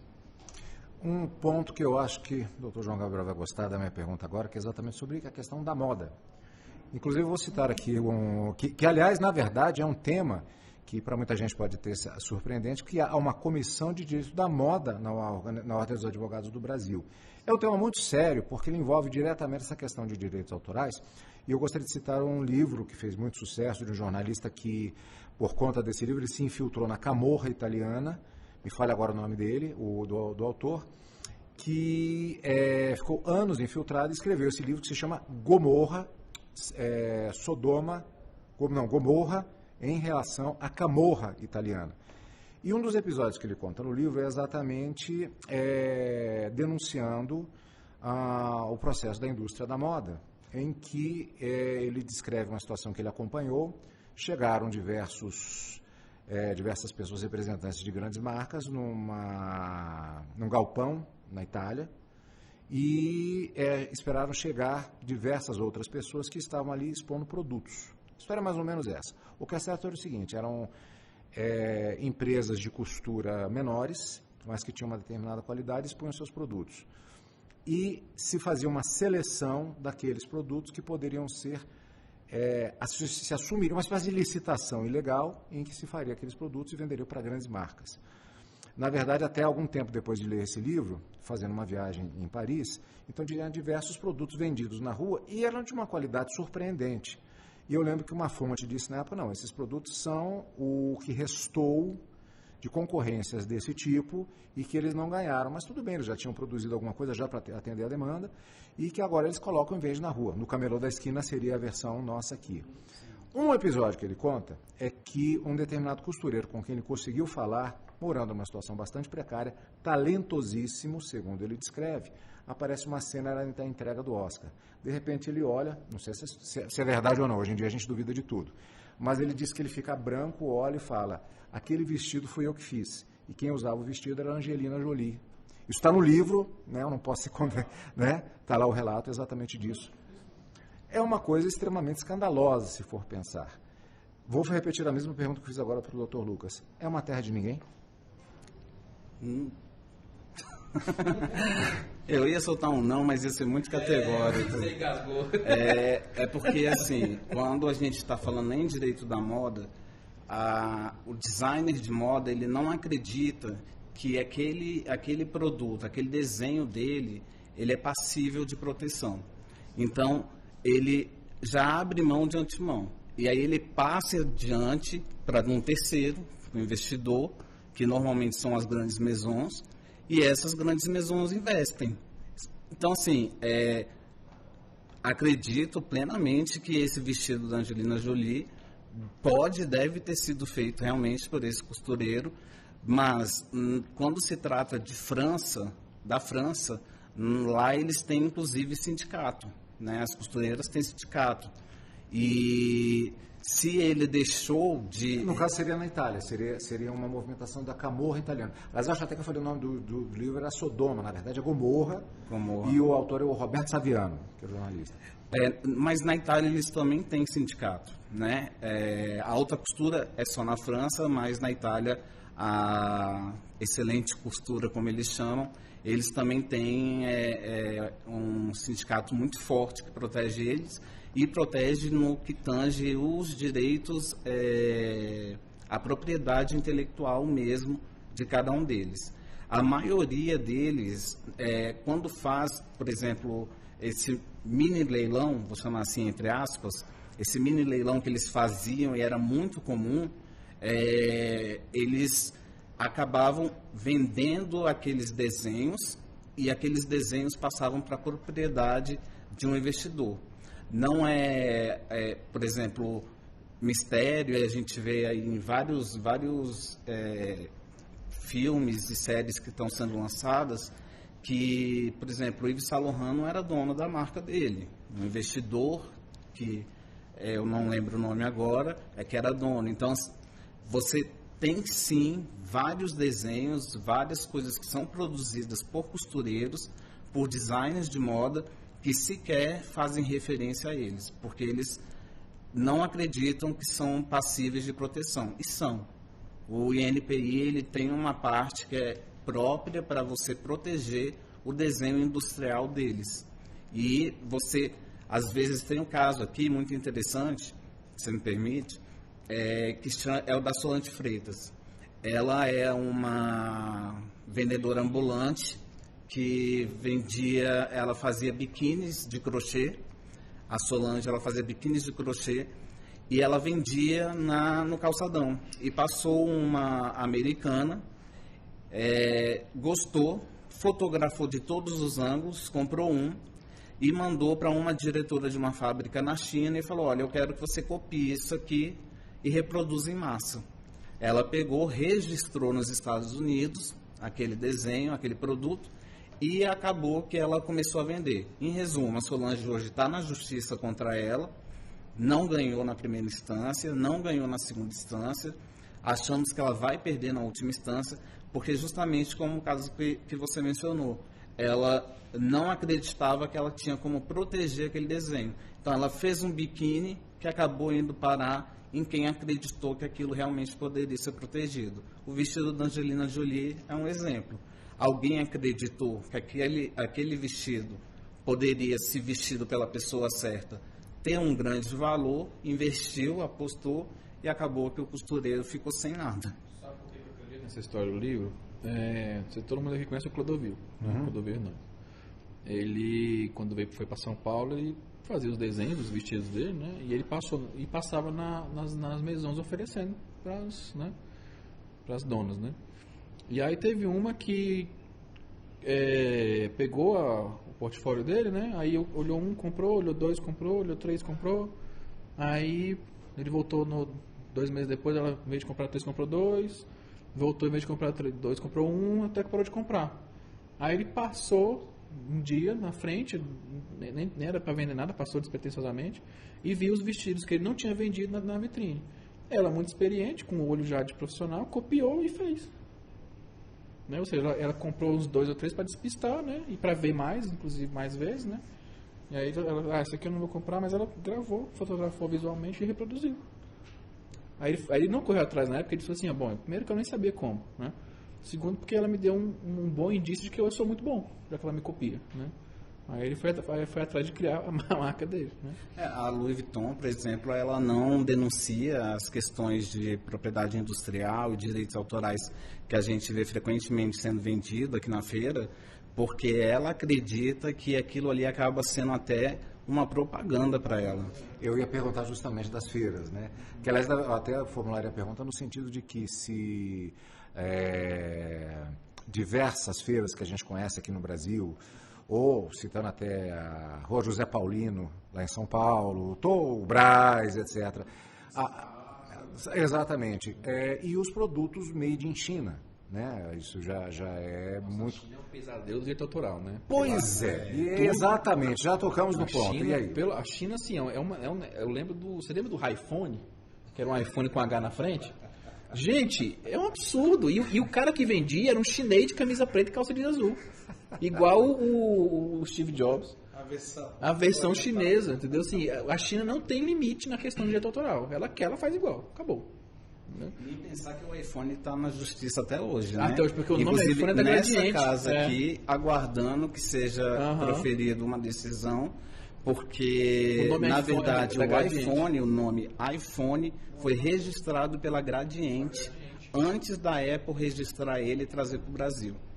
Mas como ele teve notório conhecimento a partir dos investimentos da Apple, nas instâncias contrariando tudo o que a gente aprende sobre de legislação sobre propriedade industrial e direitos autorais, contrariando isso tudo, em todas as instâncias a Gradiente vem perdendo e a Apple vem ganhando, em que pese ela ter registrado antes o nome. Quer dizer, não basta o registro, como dissemos. Não, devia bastar. Basta. Porque assim, cara, a gente faz faculdade a gente faz 5 anos de faculdade, né? Faz uma pós aí de 2 anos, eu fiz um mestrado de 2 anos, entendeu? E aí a gente tem ali uma expectativa de segurança jurídica, entendeu? E aí quando você vê um processo, aí você tem um ataque. Né? O poder econômico influencia nesse tipo de julgamento? Pelo visto, E ainda mais quando você tem a questão dos tratados. Quando você é signatário, por exemplo, né, da Convenção de Berna, Tratado de Paris. Então, assim, são vários que estipulam que são 188 países. E os Estados Unidos estão nele, mas ele cria várias outras regras que no Brasil, por exemplo, não existem. Por exemplo, patentear a cor. No Brasil não existe isso. No Brasil, ou você define o seu produto como todo, ou você não tem nada especificando especificamente isso. Mas aqui no STF não foi julgado por conta da repercussão, por conta do valor econômico. Porque o que a Gradiente está fazendo? No caso aí, o relator está tentando esse acordo. Que a Gradiente ceda, recebam uma indenização e deixe para a Apple esse nome, iPhone. Porque no Brasil vale o princípio da anterioridade do depósito. Então, quem depositou, registrou primeiro, é dono. Nos Estados Unidos, vale aquele que tem primeiramente o notório saber. Então, no caso dos Estados Unidos, eles consideram a Apple por ela ter dado o notório saber ao termo iPhone. Entendeu? A discussão, eu acho que não sei se eu vou mexer no vespeiro, mas acho que não, legalmente não vai dar problema, mas isso geralmente dá boas discussões. Tem sentido a discussão de quem inventou o avião? Santos Dumont e os irmãos Wright? Bom, antes de a gente entrar nesse assunto, eu queria dizer que foi Santos Dumont, tá? Até porque planar não é voar, tá? Planar não é alçar voo, né? Então, já começa por aí, né? Catapulta não é motor, né? Então, assim, nesse caso, a gente briga mais por uma questão de contexto histórico e patriótico, né? Porque o avião que a gente tem hoje em dia não é um avião lá da época, não é o 14 bis, né? Então, assim, já se perdeu. Motorizada, né? Perdão, aeronáutica. Né? É igual assim, vamos trazer um caso, vamos trazer pro chão, né? Igual o Henry Ford, né? Que inventou o automóvel. Né? Ninguém tá pagando royalties pra família do Henry Ford porque tá criando um carro. Né? Então, já virou meio que caiu já, né? Porque aí a gente entra na subjetividade da invenção. Invenção, você pergunta, de quando você colocou na prática ou de quando você colocou no papel. Entendeu? Então, assim, o que os irmãos americanos alegam é que eles colocaram no papel, fizeram um modelo antes, em que pese eles não terem alçado o primeiro voo antes. Já Santos Dumont, na França, conseguiu voar por um trecho curto, mas ele conseguiu alçar voo. E eles comercializaram a indústria. E eles comercializaram nos Estados Unidos, isso. Naquele momento. Exatamente. E você não tinha o impacto da tecnologia de um intervalo pequeno de saber disso. Mas para fins práticos, né? Ele é o pai da aviação. É o pai da aviação, Se temos padrastos... Porque foi o primeiro a voar, literalmente voar. Agora, já que a gente entrou um pouquinho, está falando de patentes, também de direito autoral, há uma similaridade, como a gente disse no início, vou puxar uma outra questão também. Vou entender de cara ao que eu me refiro. Açaí, acho que só com eles já sabem, né? O açaí, se não me engano, está registrado no Japão. Tentou-se, não chegou a se fazer. Mas existem tentativas nesse sentido. Você usou um país mesmo que gosta de fazer isso. De ir na selva amazônica, vamos dar um exemplo, pegar flor, veneno de bicho, catalogar e registrar como se fosse dele. Né? A descoberta, né? Pô, mas tá aqui, amigão. O Brasil passou a utilizar as indicações geográficas, né, para proteger esse tipo de movimento. Então, a indicação geográfica é quando o país, ele, por meio do órgão dele administrativo, ele verifica, por exemplo, como chama aquele, não é um capim de Tocantins? É o capim dourado, né? Por exemplo, eles já têm definido que o capim dourado é da região do Tocantins. As rendeiras ali geográficos, regionais, isso. Né? Então, quando tentam registrar alguma coisa, como o couro vinculado ao cangaço, aquele capacete, exatamente. Que inclusive a maioria das pessoas não sabe, mas desde 1967 é proibido chamar de couro algo que não seja couro extraído da vaca, né? Sim. A gente tem Couro ecológico. Exatamente, cor ecológico não existe. Exato, é. Mas as pessoas chamam, porque é o que patrocínio comercialmente... do consumidor, né? Tem aquele couro Sim. vegano que eu não sei como é que faz. Como é que é, Gabriel? Couro vegano. Aquele couro vegano que a Luísa Mel usa, tu sabe como é que faz? Então, Onde é que vem? Da casca de quê? eu até sei, mas é protegido, né? É protegido? Colé. É mesmo? Segredos industriais. Deus é mais, não tô falando, deixa quieto. Essas formas, elas são protegidas por lei. Mas, Então, mas não pode dizer, tipo assim, da fibra da banana, não pode dizer. aí dependendo do couro, você vai ter extraído da seringueira, vai ter extraído de... Processos químicos, né? Tem até de lã de ovelha. Cacete. De lã de ovelha. De lã de ovelha. Só que aí eu tenho uma cliente, eu não posso falar. Certo. Senão... Você trouxe um aspecto, Gabriel, sobre essa questão das indicações geográficas, e aí eu estava até pensando nisso. Acabou que a gente entrou no assunto, né?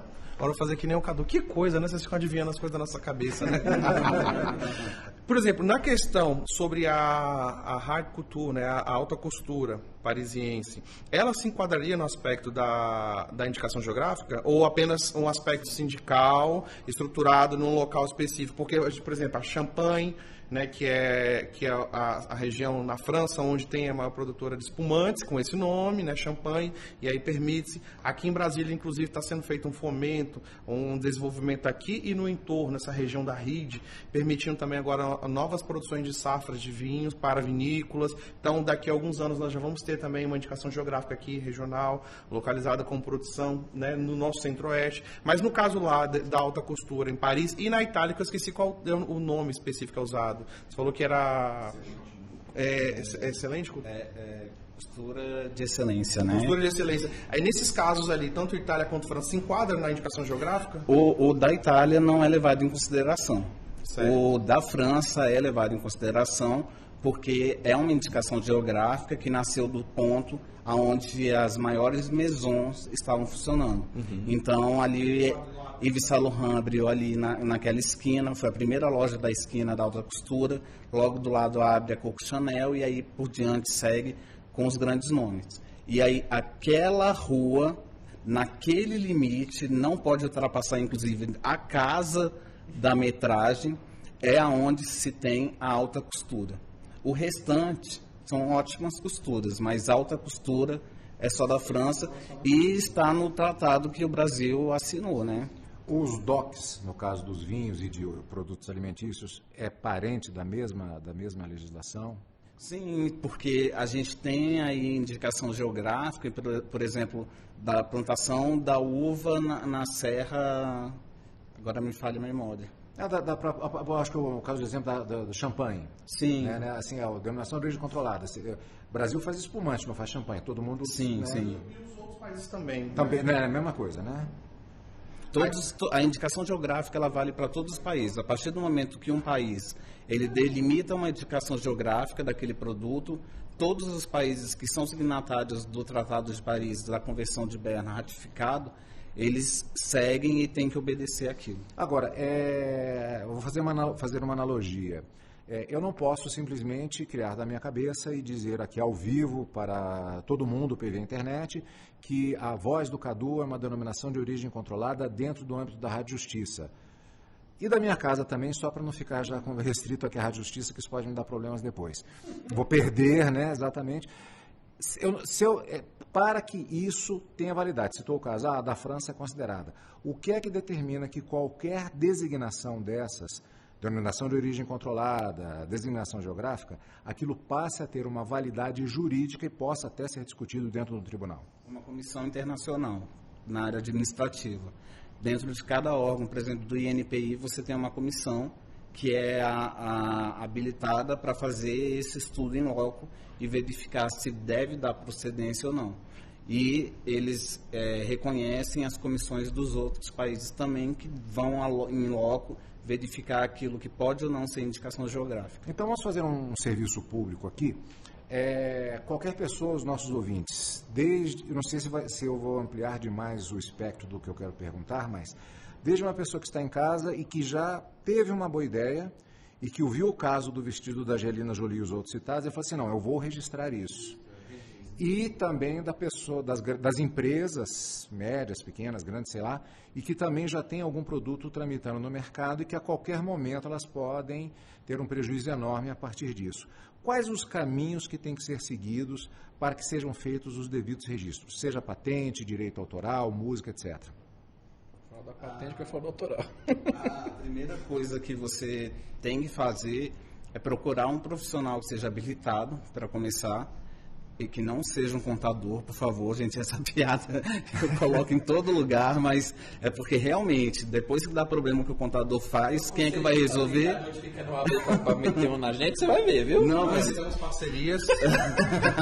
Vamos deixar claro. não, mas o caminho correto mesmo é você procurar um profissional habilitado. Esse profissional ele vai pegar o seu produto, vai analisar ele, e aí ele vai te indicar se ele é passível de patente, se ele é passível de ser registrado como uma marca, registrado como desenho, se a composição dele tem como ser registrada.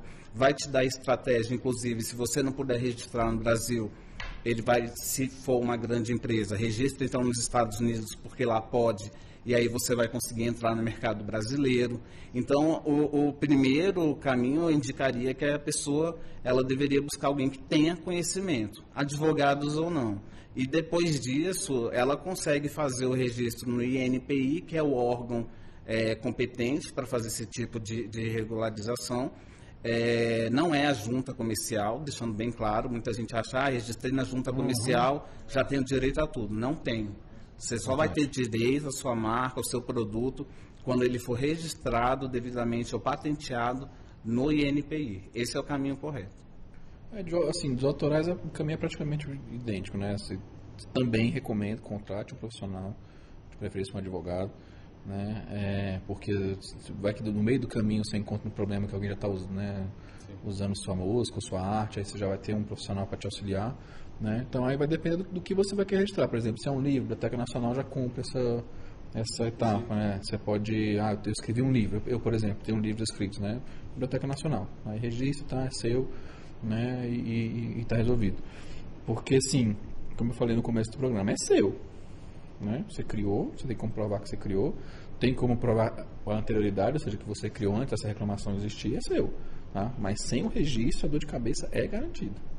A legislação, de modo geral, no que diz respeito à parte de direitos autorais, fazendo uma ponte aqui ao Lucas, ela não exige a necessidade de ser feito um registro formal em algum órgão público para garantir sua proteção. Mas, por situações como a gente acabou de vivenciar aqui, relatar exemplos diversos durante a nossa entrevista aqui, a gente sabe que se eu tiver uma proteção, eu garanto um resguardo maior.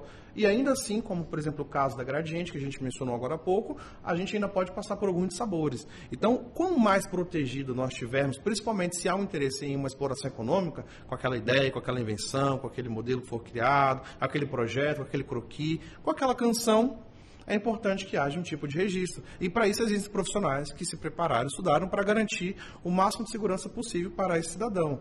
Um ponto para fazer uma miscelânea agora, entre os dois pontos que foram falados.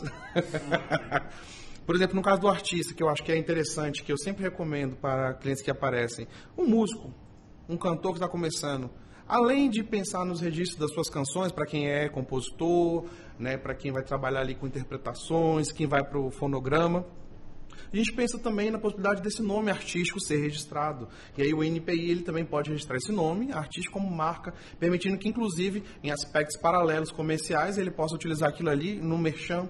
Então, possibilitar a exploração econômica vinculada àquele nome, aquele ator, aquele artista, aquele cantor, aquela cantora, aquele músico, aquele atleta, aquele dançarino, enfim. Eu estou abrindo um leque para se pensar que existem possibilidades também de garantir que a proteção do seu nome para um futuro interesse em explorações econômicas com o nome desse artista, dessa pessoa, desse youtuber, desse influencer.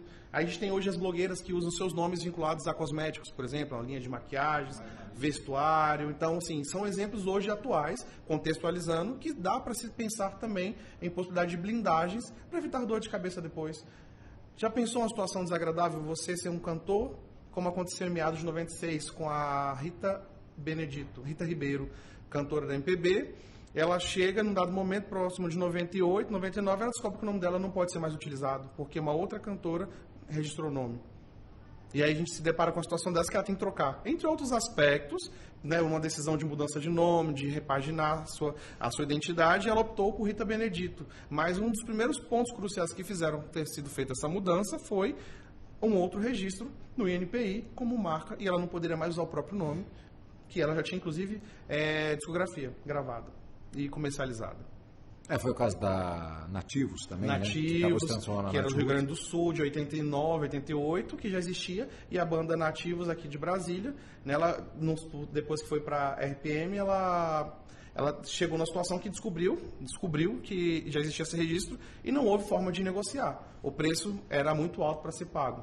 E aí eles optaram por mudar por Nat Roots. E, infelizmente, né, para quem gosta, como eu, eles agora encerraram, né, seus trabalhos. Fica aí. Uma característica que é comum a todos os aspectos aqui é que a pessoa, sempre que ela está no início, ela não acredita que aquilo vai ter um efeito.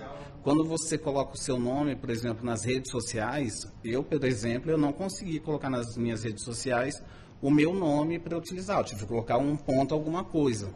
Então, você imagina no INPI, deu sorte.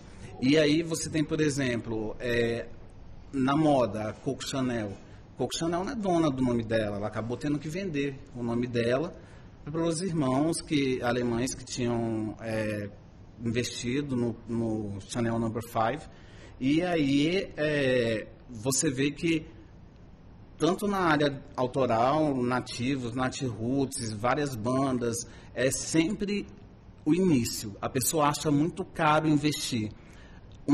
Eu não sei em direitos autorais, você pode complementar para mim, por favor, mas na área de propriedade industrial, você registrar sobre o seu nome, CPF, sai em média R$170. Não é um valor absurdo para você ter uma proteção de 5 a 10 anos, entendeu? Então, assim, você proteger seu nome para você poder utilizar. A brincadeira que você fez se eu me chamasse Ferrari, eu não poderia utilizar?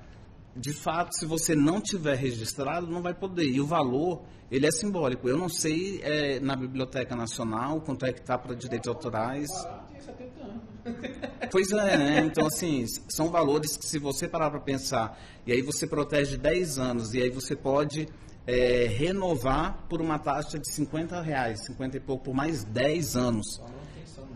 Então, assim, é um valor que, por mais que para quem esteja iniciando em qualquer das áreas, ele ache que é muito exorbitante, no final das contas vai valer a pena para ele de todas as formas. Estou revendo muitos conceitos aqui, só que eu não vou deixá-los explícitos ao vivo, porque tudo bem.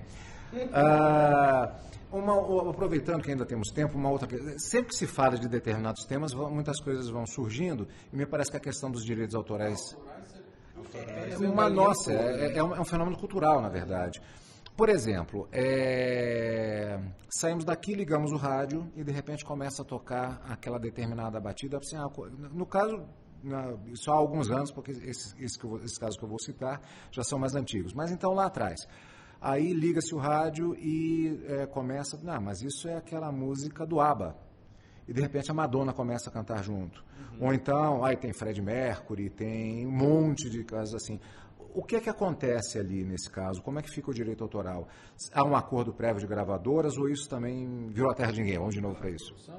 Não, é porque você pega é o sampler, exatamente, assim, né? Então, isso é negociado, é vendido, é emprestado, é isso. No caso do Lovezinho foi feito o inverso, né? Na verdade, testou-se e passou. Aconteceu também com aquele Pedrinha Moraes também, que o Alok interviu no final, né? Daquela música, eu esqueci o nome dela em inglês. Quando a coisa vem de cima para baixo, o artista pequeno vai ficar honrado de que o artista grande cante a música dele, né? Então é tudo combinado, cedido, licenciado. Sim. Né? Por exemplo, você não pode abrir mão dos seus direitos autorais, eles são seus, né? Você pode licenciá-los, né? Então é uma permissão de uso, né? A gente fez um trabalho muito legal na OAB no começo do ano, na comissão da Flávia. Ela fez uma cartilha para crianças com autismo, né? Sobre crianças com autismo. Linda cartilha, uma gracinha. E aí ela falou assim, mas eu queria que as pessoas tivessem acesso de graça, a OAB distribuir. Eu falei, licencia, né? Aí a gente fez o termo de licenciamento, né? Aí a OAB pode licenciar para quem quiser. É isso, né? Continua sendo dela, né? A autoria da Flávia, mas porque você não pode vender seus direitos autorais. Você pode ceder, você pode licenciar. Né? E eles continuam sendo seus. É esse o dilema de voltar assim, não adianta, gente, eu sempre volto na dublagem. Né? É essa a questão. Eles querem comprar a voz das pessoas. Né? E as pessoas não vão ter mais direito de uso da voz. Então, imagina, você tá lá, você é parente de um dublador, filho de um dublador, né? E aí você sabe que o seu pai, sua mãe, sua irmã nunca pegou, por exemplo, eu nunca fiz trabalho, nunca fiz filme de violência, nunca quis fazer voz de assassino, por exemplo, né? Aí pega e coloca a voz do seu pai no assassino, no Dahmer da vida, entendeu? Pô, meu pai não queria ter feito esse trabalho, né, se ele estivesse vivo. Você vê, isso ainda entra na questão da interpretação. A gente teve 2 casos antipaticíssimos, assim, no começo do ano, que foi o do Jorge Ramos, né, que já faleceu, e do Isaac Bardavi, que também já faleceu. Jorge Ramos fez o Rei Leão, né, que, para quem não vai lembrar, fez o Scar, né, e o Isaac fez o Wolverine por muitos anos. O Isaac Bardavi é um caso que, inclusive, que ele fez... Eu acho que eu cresci ouvindo a voz do Isaac Bardavi. Ele dublava diversos... O Wolverine o Wolverine é o mais conhecido, né? E aí um fã, né, que assim, eu vou chamar de fã porque eu tô na rádio, pegou o novo trailer do filme recente que o Wolverine apareceu, né, e dublou, tirou a voz do dublador atual, que eu acho que já é um desrespeito, do Ferrer Mota, que é um dublador também super respeitado, né, e enxertou a voz do Bardavi. Né? Então, assim, mas não foi a dublagem do Bardavi, né? Porque a voz simplesmente passou por cima da voz ou de inglês ou da voz do Feia, né? Ou seja, então não foi, ali não era o Bardavi. Esses né? dias eu comentava justamente, só que no caso era com certeza aquela voz é de inteligência artificial. É uma voz masculina que é muito utilizada no Instagram, não sei como é que funciona isso, mas eu falei, não, isso é inteligência artificial. E ele tem, mas é uma característica dessa narração, dessa voz da maneira como ela é formatada, eu vi ela em diversos vídeos que tinham algum tom de mistério, havia uma certa seriedade. Aí eu comecei a ouvir diversos posts em Instagram com um texto absolutamente chulo e que não combinava aquela suposta seriedade daquela voz que eu acho que é de inteligência artificial. Gente, não combina isso que ele está falando. É linear e sem graça, vamos dizer assim, né? E quando eu digo sem graça é porque ela não se adapta. Sim. Né? Então, se o texto é mais sério, né? Bom dia. Se o texto é mais engraçado, bom dia. Se o texto é terror, bom dia, entendeu? Porque não é feito para aquilo ali. Como era inteligência artificial, então morreu Neves. Mas agora, imaginar isso de uma pessoa que tem um desenvolvimento de um trabalho artístico, de uma entonação específica, de uma linha... Estuda para isso. Estuda muito para isso. Aí, realmente... Para quem não sabe, para ser dublador, tem que ser ator. Sim. Tem que ter DRT, por exemplo. Né? E assim, não é obrigatório, mas assim, de mercado você fazer um curso de dublagem específico para atuar como dublador. Né? Então você não se torna dublador em menos de 3, 4 anos. Sim. Né? Então eu conheço dubladores que já trabalham, não é que são dubladores, já trabalham há 5 anos e são chamados de novatos. 5 anos, ou seja, uma faculdade de Direito, e é novato. Então, assim, não é uma coisa que você acha que vai fazer, né, com a maquininha ali, até porque você não cria voz com IA ainda. Né? Inclusive, tem colegas aqui, que trabalham aqui no nosso sistema aqui da Rádio TV Justiça. Eu cheguei a fazer curso também, cheguei a sondar essa área, e as vozes são boas, mas há técnicas específicas muito precisas e uma exigência de que você faça uma interpretação de ator em relação a dar um tom concreto. É um negócio bastante complicado, não é resolvi, você é dublador. Então, tem já grandes players, né, que eu sei disso, essa informação privilegiada entre aspas, né, que eu não estou publicando nada demais, mas assim, que falaram na cara dos artistas, eu vou usar IA, se acostumem. Eu vou... Porque a gente tem coisas que a gente chama ali que é vozerio, né, o Homem 3, né, que são... a gente está aqui conversando, tem aquela voz no fundo, isso é vozerio. Né? Então, o cara que, aqui está seu pedido, senhora, é o Homem 2, o Homem 3, né? Para isso aí a gente vai usar. Vamos começar por aí. Tá? Isso o dublador ganha, cara. O dublador ganha para fazer isso, né? Porque a primeira hora é indivisível. Então ele vai ganhar no mínimo 1 hora de dublagem. Para fazer o Homem 3, para fazer o Homem 2, para fazer o taxista, para fazer a conversa do fundo. Né? Não, isso aí a gente vai tirar. Eu não sei se é nos Estados Unidos, se aqui no Brasil mesmo, que eles chamavam do Walla Walla de tribunal. Que era para fazer o vozerio, né? Assim, então, quando assim, chega assim, abre essas portas, claque, né? A claque, né? Aquele turno assim. Alguém inventou, botava umas poucas pessoas e todo mundo ficava falando wala, wala, wala, wala, wala, wala. Só que todos falando ao mesmo tempo, daquele, né? E dava aquele som. A Praça Nossa é assim até hoje. Né? Eles têm uma sala, né, no fundo, aí tem 15 pessoas, né, e eles são pagos para rir. Com graça ou sem graça, né? Então, Os sitcoms da vida, né? Sim. Exato, entendeu? Aí tem alguns já são gravados, né? Outros ainda são ao vivo. Ainda usam, né? O Praça Nossa usa. Isso, tem razão. Tem razão. É porque assim, tem que... Não estou falando isso pro padre, né? Mas assim, quem tem vivência de estúdio sabe que só a plateia ali não vai dar um efeito, né? Eu lembro dos Melhores do Mundo, são brasilienses, né? Para quem não sabe. Eles têm várias peças muito boas, mas essa, por exemplo, a Irmã na Terra de Godard, eles fizeram um DVD com uma plateia imensa, né? Aí cada vez que eles faziam uma piada, todo mundo ria e complementava, né? Eles fizeram a mesma peça na televisão, né? No canal aí a cabo, que tinha plateia também, mas o público estava muito distante. Então eles davam uma piada e ninguém ria. Ria, mas quem estava em casa não escutava. Dava um batia diferente. Sim. Né? Dava um trem diferente. Né? A risada é contagiosa. Uma coisa que o Lucas traz sempre, né? Nas entrevistas, nos podcasts da vida, é sobre a questão da própria especificidade que a dublagem brasileira tem. Ela tem o seu tempero, ela tem a sua emoção. É uma das melhores do mundo, inclusive. Uma coisa que a gente tem umas 2 semanas, eu acho, numa aula que a gente estava com o Lucas, houve um comentário sobre a questão, por exemplo, da dublagem do Chaves. Um exemplo mexicano, mas a gente conhece o Chaves com a voz brasileira. E pra gente só faz sentido assim, o Kiko. Então, são situações que a gente vai ver que existe um calor que atende a nossa realidade e que marca gerações. Uma ela emocional que você não exato. A gente teve uma oportunidade nossa aqui, cada que a gente veio, na época do Estúdio de Reforma, né? Que aí veio eu e a Marisa Leal, que é uma dubladora também, que fez a Pequena Sereia, fez o Baby da Família Dinossauro, né?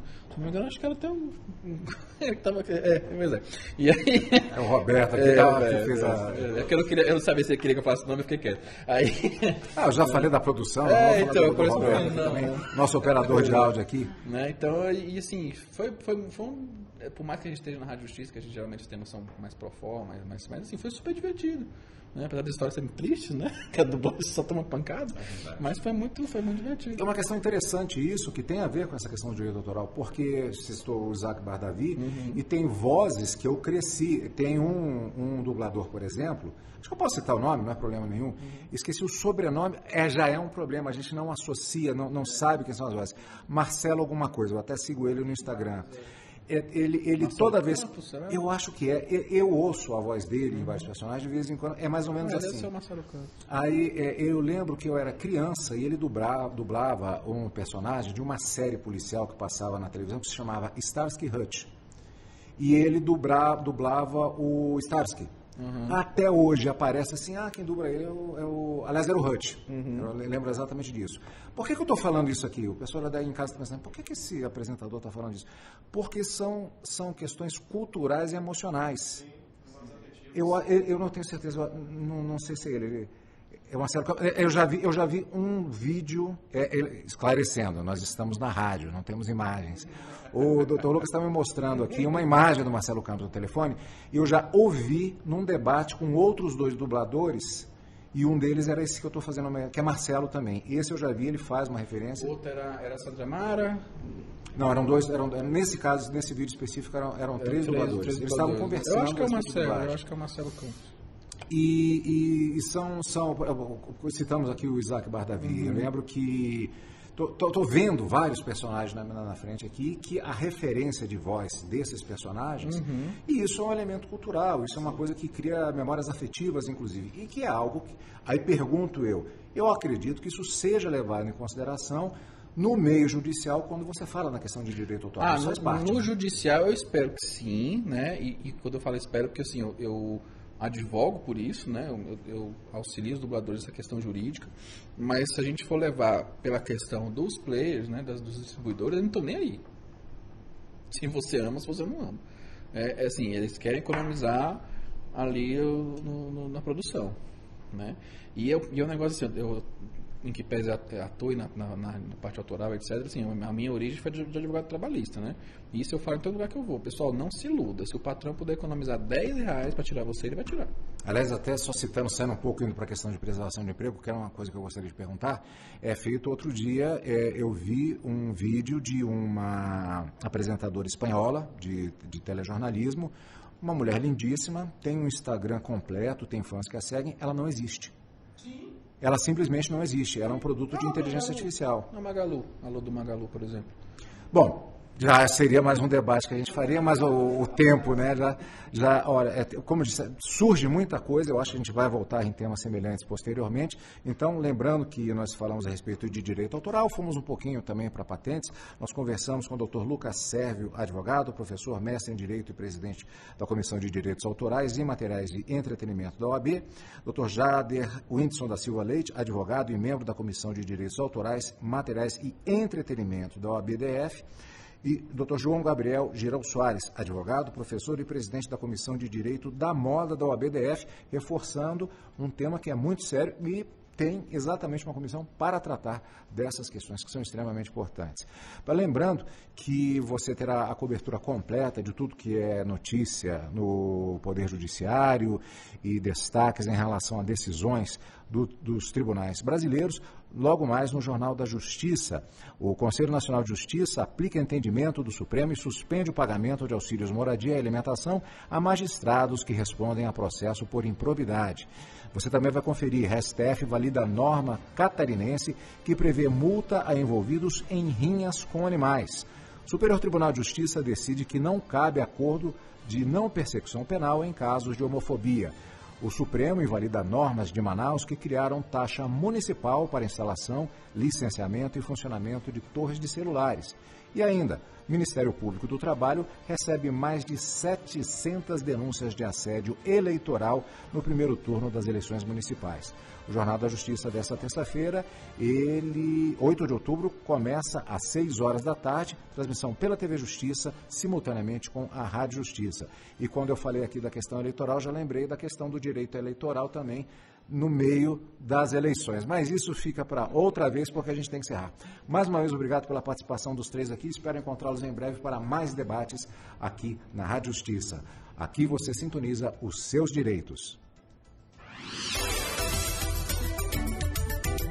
A Rádio Justiça apresentou Justiça na Tarde. Secretaria de Comunicação Social, Supremo Tribunal Federal.